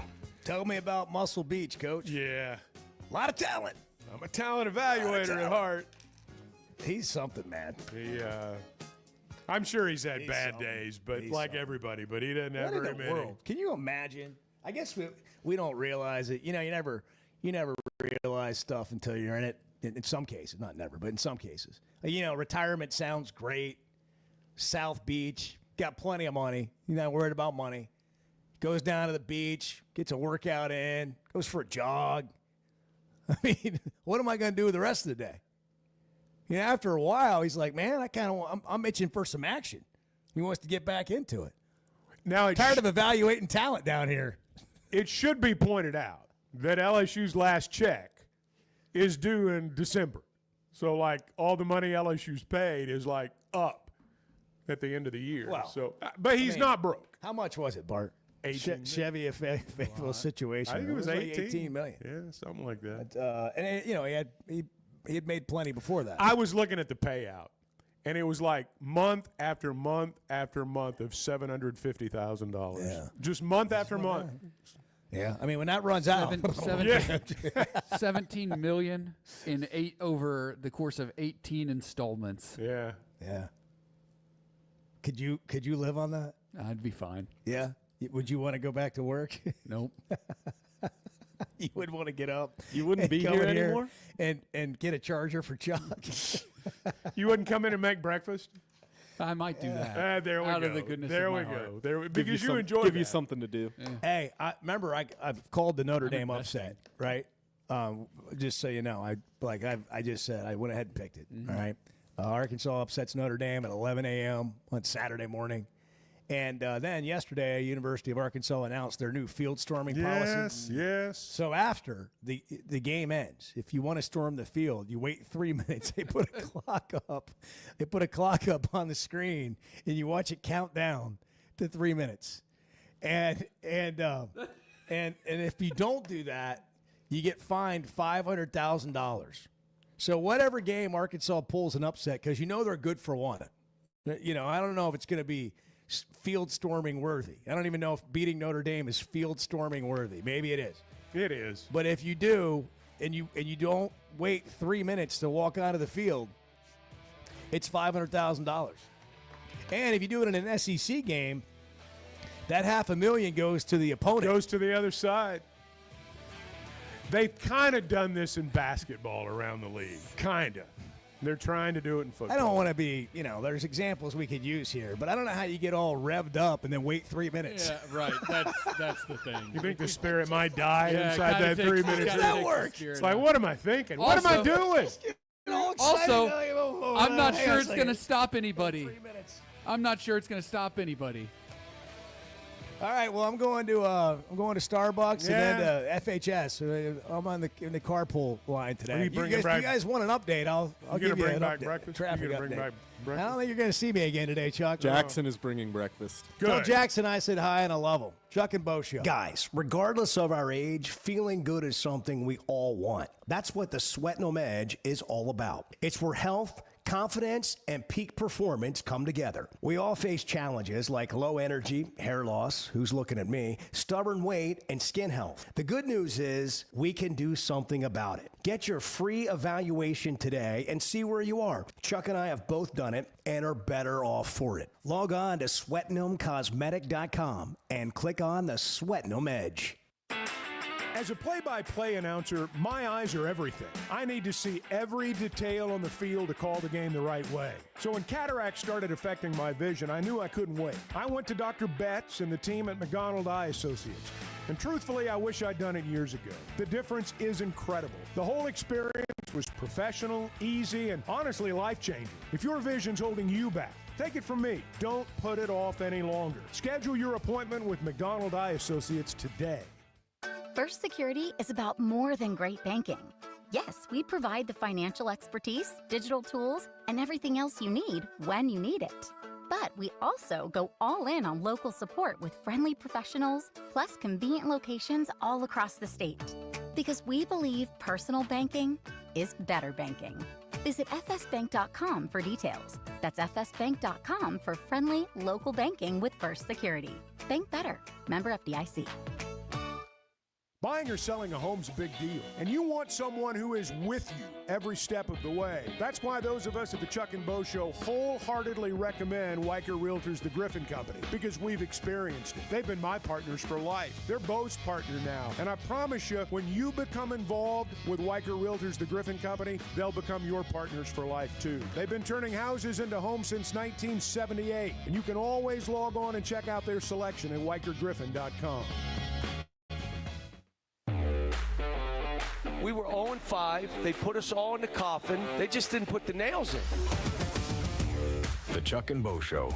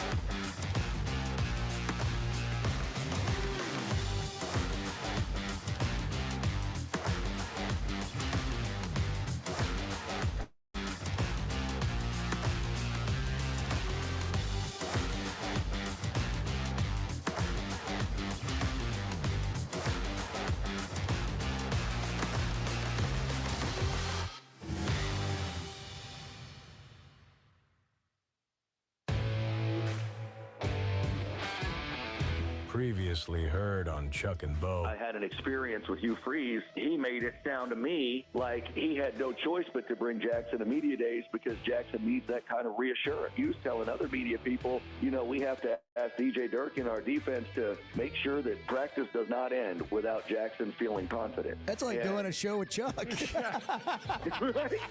I'm like, hey, we got to make sure the show ends with Chuck feeling good so he comes back tomorrow. The Chuck and Bo Show. I would resist the urge to drink this morning.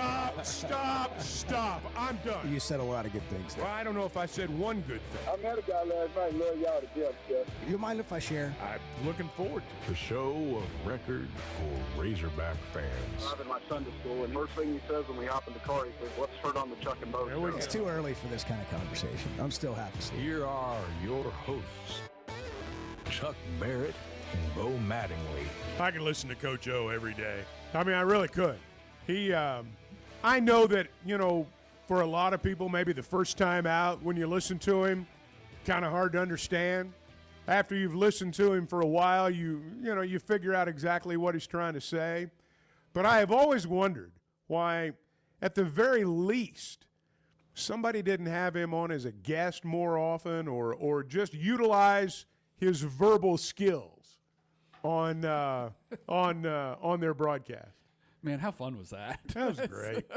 He's the best. He's man. a talent evaluator at heart. He is a talent evaluator at heart. He's so fun, man. Like it makes sense why people have embraced him over Would the you years. hire him? Would you hire him to be a head coach? If you were the athletic director, if you were the athletic director at a major college program, would you hire him to be your head? He's not saying I want to get back into it and be an assistant. He wants to be a head coach again. He did mention being a defensive line coach. Yeah, but I would definitely hire him as a defensive line coach right now. I have a hard now. Look, if he goes into the NFL, something like that, I could see him being a defensive line coach. Yeah. I can't see him being an assistant coach at the collegiate level. Would I hire him? Yes. Yeah. Would you? If I was at a depend school, on the situation. If it was a school in the South, I would hire him. He did okay like at USC. He did okay. I wouldn't hire him at Michigan State, for example. Well, maybe not. But I would hire him at any school in the South. What about you, Edward? Yes. Would you? After that interview, I'm sold. Just strictly for his PR, strictly for the fact he would bring attention to the program. It'd be fun, man. Oh, there's no doubt about that. It'd be fun. There's no doubt about that. He would be a quote machine every single day. Bo's gone for the rest of the day.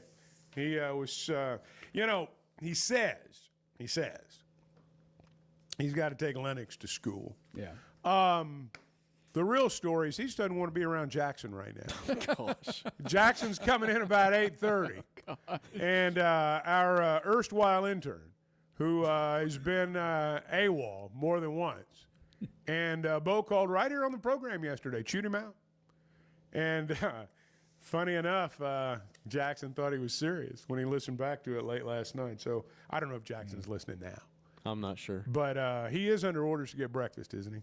He will be here supplied with kolaches in about half an hour. All right, very good. There we go. Hey, That's what we're talking supposedly. Sam Pittman live last night in no particular order. I don't know exactly what Edward's going to play right here. We were going to go over this during the break. Roulette. Listen. We were going to go over this during the break, and Edward said, well, wait till these commercials stop playing, and then I can play it for you. Well, then we started talking, there we go. Yeah. as we always do, about stuff that I don't even know what we were talking about. And I finally said, hey, can you play me one of those Pittman cuts? He goes, well, we're back in 10 seconds. Yeah. So 6 minutes of talking about Nolan Ryan's career that's later. What we were doing. That's what we were doing. We were talking about Texas sports heroes.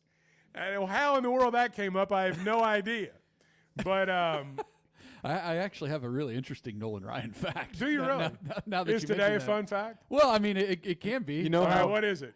Nolan Ryan, for as accomplished as he was, all the no-hitters, winning World Series, all the All-Star games, I mean, he's a Hall of Famer, one of the best pitchers of all time, never won a Cy Young Award.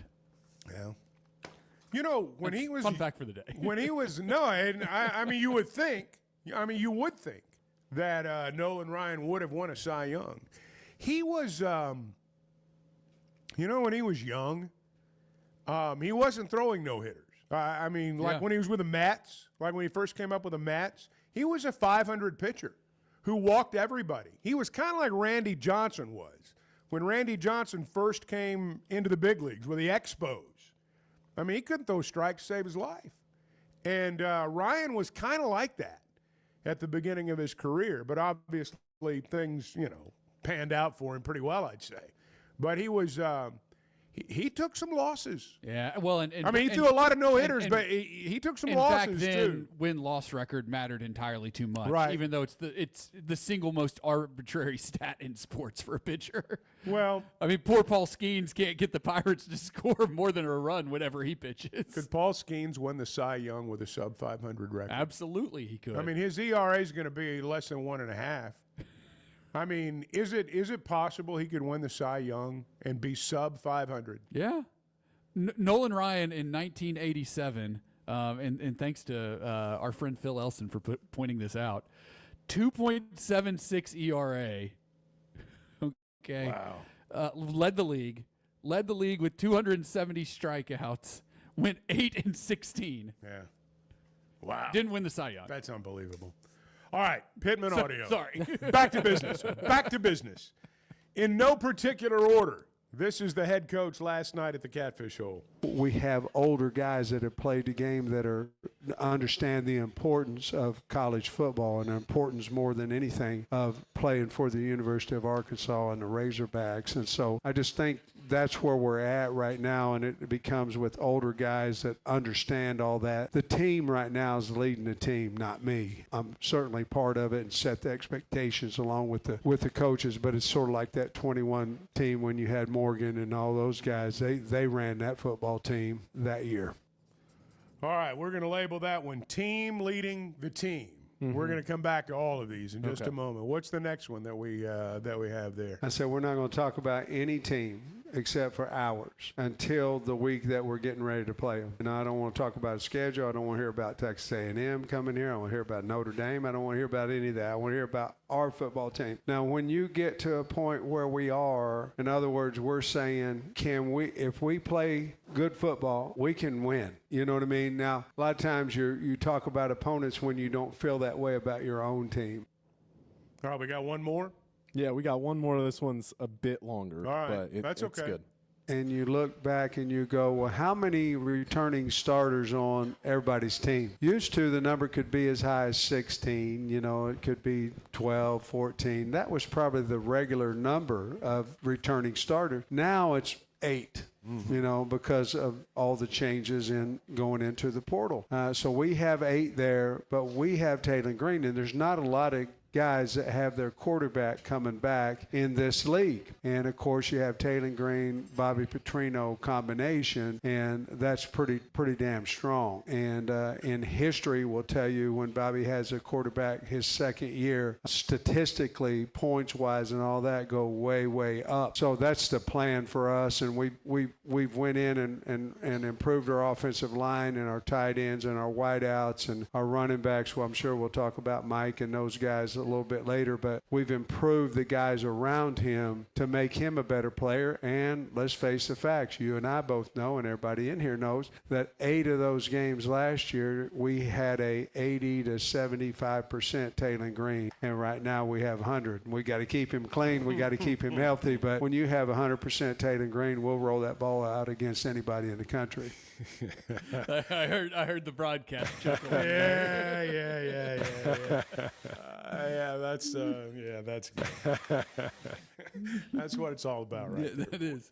That's a true professional. Well, it is. You laugh at sometimes you laugh at the unfunny. And sometimes you laugh at stuff that is, legitimately funny. That's just kind of how it works. It sounds like every time I hear them talk, and by them I mean the head coach and Coach Petrino and quarterbacks, players, they really think they've got something offensively this year. I remember the jump, when Petrino was here before. But I can also remember, and I remember this because I introduced him at Razorback clubs time after time after time, his numbers at Louisville. I'm not talking about the second time around. I'm talking about the first time around. The way they went up and stayed up between the first and second and third and fourth years they were averaging 50 points a game. Now, I'm not suggesting Arkansas is going to average 50 points a game, but I think they might hit 40. I think they might average 35 to 40. I do believe that. Now, that's a big total. I know it is. But I see some games on this schedule, and Memphis may be one of them early. Ole Miss might be this type of game where maybe both sides are getting up and down the field. Who was the guy we had on from Memphis a couple of days ago? John Martin. That was one of the first things he said. Memphis is going to score a lot of points. They're going to give up a lot of points. They do that, yes. In the modern era of college football, more teams fall into that category than can't score, don't give up much. Back in the old days, if you manage the game offensively, didn't turn it over. I'm not saying, turnovers are okay now. But in the old days, you manage the game, don't turn it over, be able to run the ball when you had to, throw enough. That was the recipe. Now, heck, you can give up 25 points a ball game on average and still win the overwhelming majority of your games. I'm not saying that's what's going to happen here this year, but I'm just saying you look around the country. It is not uncommon at all to see it play out that way. So to your point, Chuck, last year Arkansas averaged 30 points a game, 31 points a game. All right. Okay. They jump up to 35, just 4 points better than they were last year. That would have been a top 17 offense in the country last year in terms of scoring. And if you're telling me Arkansas has a top 17 offense in the country, I'm telling you they're going to win games. They will score more they will average more than 31 a game. I don't have any problem saying that. There's no hesitation in my voice at all when I say that. They are going to score. And if they don't turn it over in inopportune moments, which I know they did last year, there will be some games where they can outslug people. Yeah. You're always trying to outscore the opposition, whether it's, 50 to 40 or 2-0. But I think there will be some games where they may be called upon to outslug some people, and I think they've got the ability to do that. Here are some notable teams that were in that top 17 last year. Indiana, Boise State, SMU, Notre Dame, Ohio State, Tennessee, Oregon. What do those teams have in common, anybody? Bang! Right there. That's that's not all the playoff teams, but that's over half the field. Hey, one other thing that we talked about last night was, and this may be significant on the defensive side, may not, but Keyshawn Blackstock, who started some last year on the offensive line, is now a defensive lineman. Now, we had Kobe Brannon on the show last night, kid out of Fort Smith, Branham. Made his first start in the Liberty Bowl. I can remember saying at the time, I think he'll start every game during his Razorback career that his health allows him to start. Now, he's been in a battle with Blackstock for that guard spot. And the fact that Branham was on the show last night and Blackstock's playing defensive line right now kind of tells you how it's going. And I do believe, I don't know what everybody else is going to be like. Who knows? But I think Branham is, again, I'll say what I said last year when he was a true freshman. The first time he starts, you're never going to get him out of the lineup. Never, unless he's hurt. And I still feel that way. And he apparently is going to start the season opener against Alabama A&M. And I'll bet you if he doesn't get hurt, you can pencil him in at right guard until his Razorback career's over. We'll see. Fort Smith Southside kid, played for former Razorback Kim Dameron.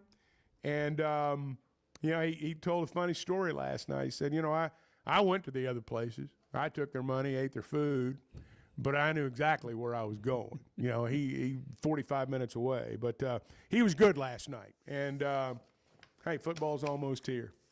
877-377-6963. That's the number that'll get you into the program.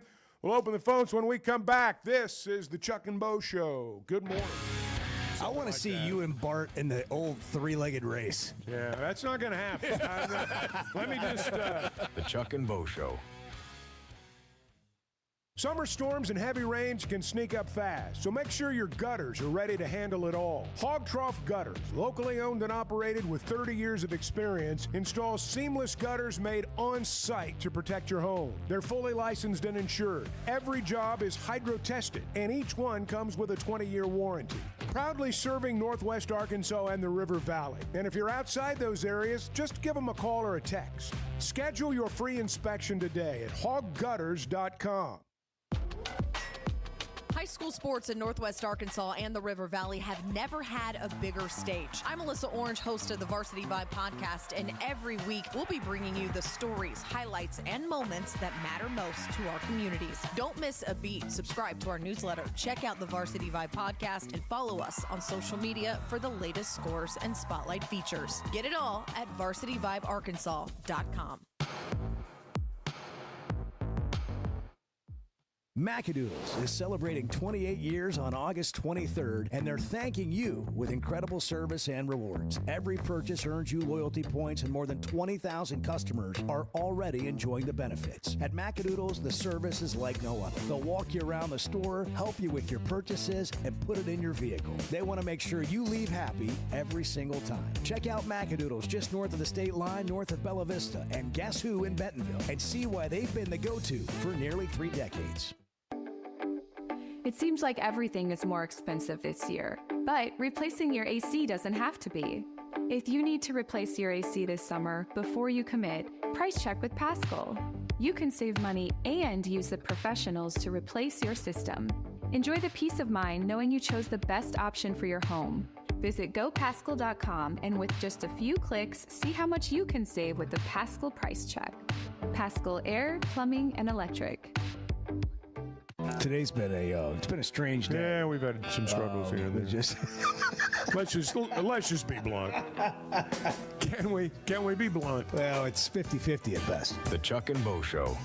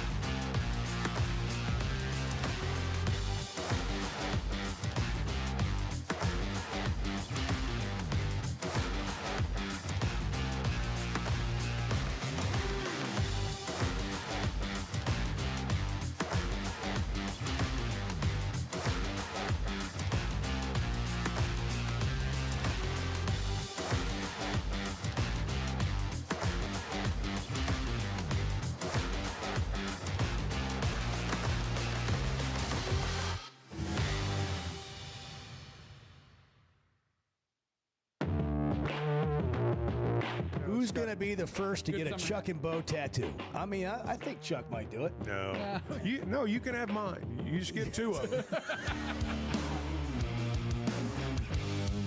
The Chuck and Bo Show. You know, we talk about the Oaklawn Sports app all the time. Bart is already making his picks during the break. Who you got? Who's your latest and greatest pick? Well, this just kind of something that caught my eye. Looking at the Big 12, teams to win the Big 12. Kansas State plus 400, Arizona State plus 450, Baylor plus 550, Texas Tech plus 700, Utah plus 700. And I'll tell you what, man, that Utah line or that Utah number is awfully enticing. 7 to 1. Do you believe in Texas Tech? No, I do not. See, this is the weirdest thing. I mean, I was almost fooled the other day. There was a computer simulation. They were doing the college football playoff. They did it, spit everything into a computer. And the one I saw had Texas Tech making it to the national championship game. Yeah, no. Now, again, it was merely a computer simulation. But the fascination, because look, here's the deal. This is what a little money in the bank will do for perception. How many people drove away from Memphis last year thinking, man, I don't want any part of Texas Tech next year? Nobody. That's an up-and-coming program right there. I mean, the truth of the matter is a lot of Razorback fans were driving back home going, yeah, man, I'm glad they won that game, but it was just Texas Tech. You know, and now you fast forward 12 months, and people are talking about Texas Tech winning the Big 12. They're talking about Texas Tech going to the playoff. I don't know if the guy that gave all the money to them gave the money because of Joey McGuire or in spite of Joey McGuire or because of Grant McCaslin with the basketball. I have no idea other than he apparently loves his school very much. But Texas Tech, to me, they're the case study in all this. Yeah. If Texas Tech comes out and has a great year this year, well, you know, clearly you can buy it, so to speak. But if they don't, if at the end of the day they're still Texas Tech, what does it say about this whole system? I am not a Texas Tech believer. I know that. I think they're going to win 8 games, 7-8 games like they've been doing. They lost their starting running back, transfer from USC to injury, Quentin Joyner. They haven't been good against good teams, man. That's the problem. When you look at their record under Joey McGuire, 4-7 against top 25 teams, 6-10 away from home. Granted, you're not playing a ton of great teams in the Big 12, but when you can't beat those teams, man, I mean, who are you going to beat outside that in a playoff situation? No, even if you get in, nobody, not a single one of them. I would take whatever team is playing Texas Tech against them in the playoff. If they were to even get there, which I don't think they're going to. Buying a softball championships not the same as buying a football championship. That's right. One of the texters suggested that maybe that is what would happen. Totally different deal. One player, she can pitch every game. A truly great pitcher can make the difference in softball or baseball. Yeah. To an extent. It's one player's not going to make the difference in football unless that player's Cam Newton or Darren McFadden or Tim Tebow or somebody like that. A generational player. That's right. Well, Edward across the room has been efforting. We've been putting together some Coach O stuff. It's going to be all over the internet, I would imagine, as we move through the morning. He wants to coach again. This is Ed O. When you get back and you've been out a while, you got to see the lay of the land, man. You got to see what's best for you, what's out there. Obviously, being a head coach in college would be my goal, but not necessarily. Be a defensive line coach, assistant head coach in college. I'm not ruling out the NFL, but I really like college. I spent a lot of my years there, and I think that's where I'm headed. Well, supposedly, the football people, the guys that really know the game. I mean, not those of us that just talk about it, but the ones that really know it. Over the years, when his name comes up, I mean, they feel like that this is a guy that perhaps could coach in the NFL. I don't see him being an NFL head coach. Position coach, perhaps. But it's obvious he wants to be a head coach. Again, it seems to me anyway, at the collegiate level. Ultimately, you've got to win games.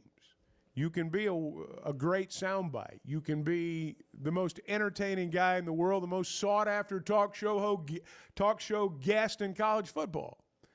But ultimately, if you get back in that game, you got to win. You got fired at LSU for not winning. And I love him. I think he's about as good a guest as you'll ever have. But being a head coach at the collegiate level, success is as much, if not more, about the situation you are in as it is your ability to coach. I believe that. There's a lot of good coaches out there in bad situations where they have no hope of winning. Just like they're bad coaches, guys who maybe aren't as good as, in terms of their real football acumen, but they're in the right spot.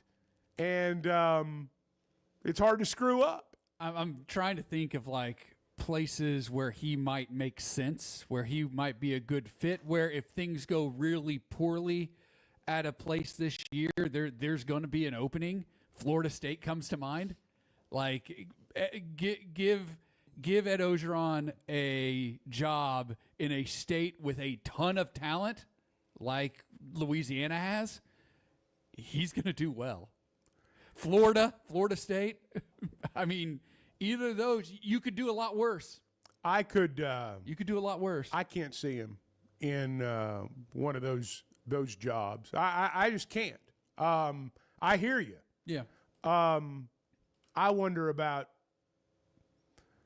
not necessarily a small school, but a smaller school. I don't know about the Power Four. I don't know.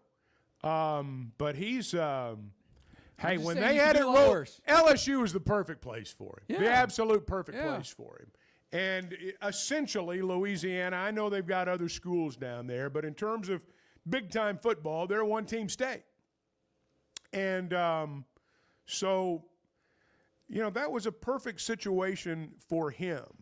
But now, having him as the guy for your program in a place outside Louisiana, outside, the Deep South, although I don't think he did a terrible job when he was at USC. I don't think that for a second. All right, 877-377-6963. Rod's cruising out on I-40. Rod, you are on the Chuck and Bo Show. Good morning, guys. It's a beautiful day out here. It's not near as hot as it's been. Well, it's going to be great next week, too. It's going to be even better next week. I love me some Coach O. I tell you, man, if a rock could talk, that's what he'd sound like. I would say Eddie O to Auburn. They've had everybody else.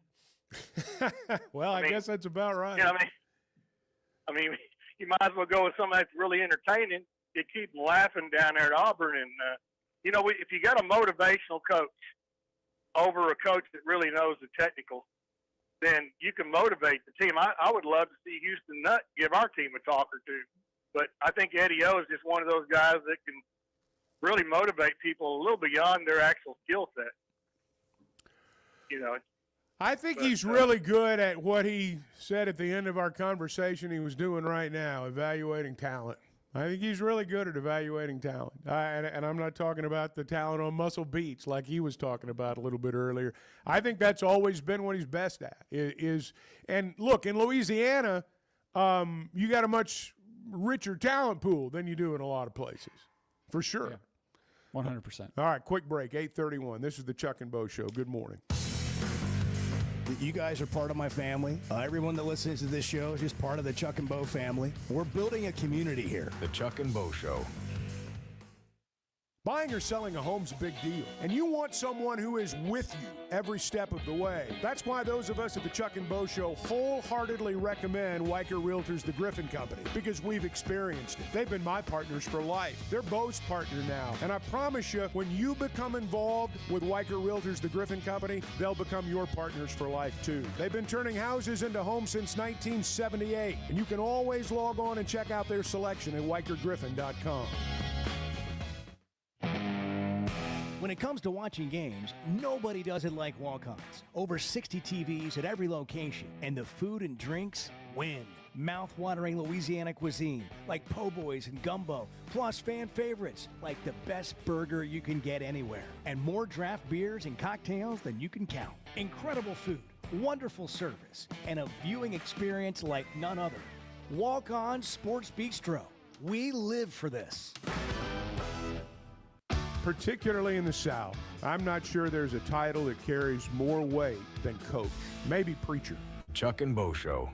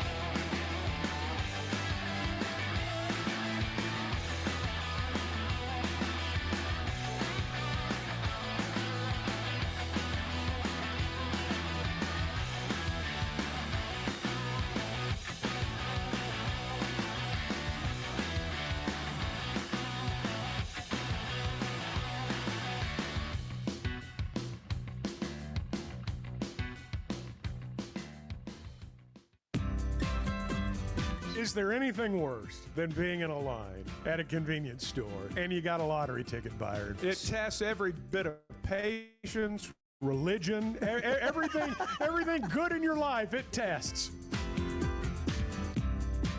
The Chuck and Bo Show. 8:37 on a, is today Thursday? It Thursday is. already. Yeah. Wow. This week's flying by. We had our first Sam Pittman Live last night at the Catfish Hole to get the season underway. That's the official start of It football really season. is. I mean, and it was full last night. I mean, it was a lot of familiar faces. as Man, you might imagine. I feel like, Chuck, and I don't know, maybe you feel the same way, maybe you feel differently. I feel like there's some quiet excitement about the football season. Like, I feel as if people aren't really talking about it necessarily, and saying out loud that they're hyped up, they're ready for football, they're excited to see what this team can do. But I sense just in casual conversation with people that there's kind of that like quiet excitement that people are really pumped up, but they also want to see how these first couple of games go. What was the stuff we put on the poll yesterday? Yeah. What was it? 75% of the people thought they would go 6-6 or better. 79. What was the number on that? 79%. 79% thought 6-6 or better. Mm-hmm. Look, every time we begin to even utter anything positive about this football team or this football program, what happens? Certain people exactly. jump on it. Exactly. The text line, say you get that, accused of all kinds of things. Yeah. Well, the same thing goes for the everyday fan. Mm-hmm. If you're in a room with four buddies and you got 5 people in the room and 4 of them are like down on the world and you're the one guy that thinks they're going to be good, you're not going to say anything because you're going to get drowned out. It's almost like, well, everybody else, in this room thinks they're going to be terrible. Maybe I don't know what I'm talking about. I think what we know, just based on Sam Pittman's track record at this point, is they're not going to be bad, right? Like, I think we can rule out Arkansas being bad this year because outside of his first year, which was the COVID year, and I would argue they went 3-7 that year. I would argue that they were not bad considering where the program was at that point coming off the Chad Morris. Like, they were competitive. They just didn't win a lot of games. You played an entire SEC schedule. You played a schedule that was like murderer's row, right? You played all the difficult teams that year, every single one of them. But other than the Dan Enos year where that hire was a mistake, like we've talked about that, they have not been bad. Like they have won 7 or more games. Well, I do think perspective is important in this. And you said something earlier that I think is exactly right. If you look at Pittman's conference record in a vacuum, it's not where you want it to be. 14-28. But you must consider this. You must. In the 8 years prior to hiring Sam Pittman, Arkansas's conference record in those 8 years was 12-52. You had a 5-year stretch inside those 8 years. You had 5 years where you won a combined 2-38. 2 Bielema seasons, 0-8, 1-7, 2 0-8s from Morris, and a 1-7 from John L. That's 2-38 over a 5-year period. Bielema was 10-14 in conference games outside of the 0-8 and 1-7 years. The years in the middle, he was 10-14 in conference play. No one in their right mind would suggest to you that in a vacuum, 14-28 is where you want to be. Nobody in their right mind would do that. But you've won more games in this period than you did in the 8 years combined before he was hired. And I would add to that, Chuck, if you take away the Dan Enos year and you take away the COVID year where, remember, Arkansas played 10 SEC games that year. Sam Pittman's 10-14 in SEC play. Now, would you like that to be 14-10? Sure. But 10-14 in SEC play is not bad considering the teams you've been playing. That's really pretty good, and that's kind of in line with Arkansas's history in the league. Well, I hear people say, well, it's year 6. It's year 6. Let's step back and take a look with some historical perspective here. Arkansas has been playing football a long time. Hopefully, they'll continue to play football a long time after this. Who knows what's going to happen? But my point is that when you look at the program historically, when you think about all the years where they've been playing football, 6 years is not that long. I mean, they've been playing football for 130 years. Yeah. And what I'm saying is the idea that you go 12-52 over 8 years and, we'll just reverse that in 4 or 5 years. What are you talking about? I mean, are you serious? Do you really think that's how it works? That you go 12-52 over 8 years and a couple of recruiting classes, we're right back. You're not Alabama. You're not. Programs like Alabama can do that. A program like Arkansas, it becomes much, much more difficult. I mean, I think the fact they won 9 games 2 years removed from all that was just damn near a miracle. Everything that could happen correctly for a team happened that year. And there have been seasons since then where everything that could go wrong has gone wrong. But for that 1 year, it came together. You still went 8-4, still lost 4 times.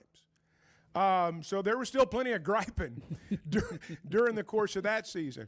Again, I'm not suggesting, and no one in their right mind will suggest, that in a vacuum, the record that we're talking about over the last 4, 5, 6 years is where you want it to be. Nobody's suggesting that. But when you look at where they were, again, the idea that you just flip the script with 2 or 3 recruiting classes and everything's back to the way you always imagined it would be, that's wishful thinking. That's wishful thinking. That's all that it is, in my opinion. I know there are going to be those who disagree, and I can take it. 877-377-6963. Sterling's in Center Ridge. Sterling, you're on the Chuck and Bo Show. Guys, everything you're saying is true, and it's hard for me to understand why people can't understand that. Because they don't want to. They don't want to. It doesn't fit their narrative. And they won't say you're a shield for the program or you this or that. It's just a fact. I mean, let's do it. I mean, you're an obese person. Real tub of lard. You can't expect to be Mr. Olympian in 2 or 3 years. That's a fair point. That's amazing. That's so good, Sterling. Hey, a guy that goes 3 bills today is not Mr. Universe 3 years from now. Right. That's it. I mean, it's a process, and I think Pittman's doing a fantastic job, and I know Bart threw all those caveats in, and they were good points, but you don't need them. I mean, you take those, go ahead and put them in, and you see what the program was. And I've always said Arkansas does a great job, but to win big, you got to be a Hall of Fame coach. I mean, listen, when you talk about Alabama, you brought up Alabama and the program that they are. Through all their struggles, all these coaches that they had and they ran out of town had at least one season of 10 wins. And only a few not to even win a share of the SEC. I mean, I think Schuler's about the only one that I can think of off the top of my head right now that didn't win a share of the SEC title. The Bows did. He won the SEC in '99. You know, they played that great game with Brady in the Orange Bowl in Michigan that year. You go down the list of Alabama coaches. Curry even won a share of a SEC title. Perkins maybe even, but I know they each had at least a 10-win season. And then you get a Hall of Fame coach like Saban, and then you get what you got. You get somebody like Bear Bryant, then you get what you got. You know, those 6 national championships. Arkansas is not that program, but with a great coach, you can have great success. And talked about Orgeron earlier about where he could coach. I mean, it probably has to be the South, but I think the only place that he can really get that would treat him right, and you saw how they treated him after he won the national title, is down in Louisiana, LSU. Even here at Arkansas, I don't think he would be treated like I think he ought to be treated, because I think Pittman, he gets a raw deal. I thought Nutt got a raw deal. The only one that got a true deal around here was Chad Morris. He's the only one that got treated right. I mean, but everybody else, I mean, even Bielema. I mean, I think if we would have gave Bielema a little a chance to get this staff back right, that maybe he could have turned this thing around. I mean, I'm not. I know people like to say he's a Big Ten coach. Man, they said that about Saban, and you saw what he did when he came down south. I mean, I just think a coach can coach, he can coach. And everything y'all saying is true, and I just wish people could see it. That's all. I mean, you don't got to come and kiss y'all butt when you call in. You can find something else to disagree about. But when you talk about this subject right here, about this program, it's 100% the truth. Y'all guys have a great day. All right, Sterling, thank you. 8:47. This is the Chuck and Bo Show. Good morning. Chuck, you've been around a while, and look, I don't mean that ugly, and Bo, you've been around not as long as Chuck. The Chuck and Bo Show. When something goes wrong, a car wreck, an injury, mounting debt, or getting denied the help you deserve, it's hard to know where to turn. That's when Cadell Reynolds shows up. This is a team that fights for Arkansans. Personal injury, disability, bankruptcy, they handle it all. And they know how to get results. You've got enough to deal with. Don't try to figure it out alone. Call Cadell Reynolds, 866-314-3728, or visit CadellReynolds.com. Cadell Reynolds. Make the right call. If you haven't tried a flight by Yingling, you're missing out on the great taste of Yingling that is a light beer. It's the next generation of light beer. Get it on draft, in the can, the new skinny cans, and now the new 16-ounce resealable twist-off aluminum bottle. Perfect for any occasion. It's just 95 calories, and you're still enjoying a Yingling. Take your beer game to new heights with Flight by Yingling, the next generation of light beer. Some moments call for more than just a win. They call for unforgettable. At Blakeman's, you're not just buying a diamond. You're creating an experience that starts the moment you walk through the door. Their newly remodeled space is absolutely stunning, and Cafe B has a personal touch you won't find anywhere else. Their in-house diamond expert makes it easy to find the perfect piece for any occasion, and that purple bag, still undefeated when it comes to saving the day. Blakeman's Fine Jewelry. It's more than jewelry. It's your story. Hey, it's Bo, and for me, business comes down to working with people I like and can count on. And that's Teamwork Roofing and Construction. They do what they say, they're on time, and when they're done, it's like they were never there and you have a brand new roof. Built with expert craftsmanship and the best materials. When it comes to commercial or residential roofing, get the customer care Teamwork Roofing and Construction offers. Check them out on their Facebook page, Teamwork Roofing and Construction. Built on quality, powered by teamwork. So I spent yesterday, you mind if I share? I'm looking forward to it. The Chuck and Bo Show.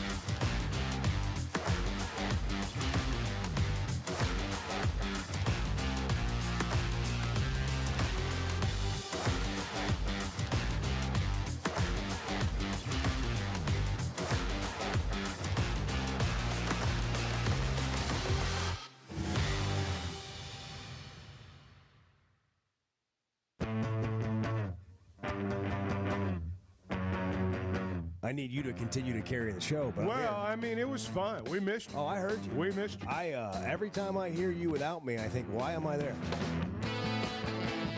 The Chuck and Bo Show. Bo's off playing daddy during this last hour. He'll be back with us tomorrow.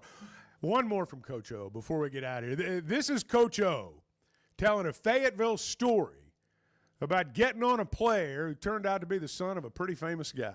I had the discipline group, okay? So on Thursday morning, maybe a guy might have missed class or whatever. He's on a list. So I had to discipline. So I put him on the hip sled because you didn't want to hurt him or anything. So man, I had this guy one day on the hip sled, and I am just, man, he got beads of sweat coming out of him. And the guy that was assistant before me goes, man, you really don't care, do you? I said, what do you mean? He said, well, you know who you working the dog out up there? I said, yeah, Steven Jones. He plays outside linebacker. He goes. You know who that is? I said, back then I didn't know. He said, Jerry. I said, Jerry who? Jerry Jones. I said, okay, love to meet him. and to this day, Steven calls me Hip Sled Ed. That's funny. I mean, that is that's a good story. I know you're going to have a lot of stuff out there on social media from Orgeron today, but he can weave a tale. I mean, with the best of them. More than just about anybody out there, he can weave a tale. Hey, before we get out of here, I want to talk to you for a second about Weicker Realtors, the Griffin Company. If you're buying or selling a home, it is really important to partner with someone who really understands the game. And if you're listing your home, you want to list your home with somebody who's got a mile-long list in their mind about people that are going to buy your house. Because that's what you're wanting to do. You're wanting to sell your home for as much money as you can get for it. If you're buying a home, Bo's son found this out. Sometimes there's money out there you don't know is available to you, particularly if it's your first time around. They always understand that. At Weicker Realtors, the Griffin Company. They've been doing this a long time, turning houses into homes since 1978. Washington and Benton counties. They're in Fort Smith. They're in Branson. And you can always log on to WeicherGriffin.com. Man, this week's just flying by. Football team's going to have they'll have a mock game tomorrow night. And then Monday, they're going to be in full-blown game week mode. Finally, it is here. All right, we'll be back tomorrow. Hope you will be too. And hope you have a great day. Chuck and Bo Show. Good morning. Chevy of Fayetteville has over 200 new vehicles on the lot right now. So if you're in the market, now's the time to make a move. That includes the brand new Chevy Traverse, the Chevy Trax, and all the favorites like the Tahoes and Suburbans. And for truck lovers, there are Silverados in stock and ready for immediate delivery. So go see Chris, Mark, Denver, and the team at Chevy of Fayetteville. Together, let's drive. First Security is about more than great banking. Yes, we provide the financial expertise, digital tools, and everything else you need when you need it. But we also go all in on local support with friendly professionals,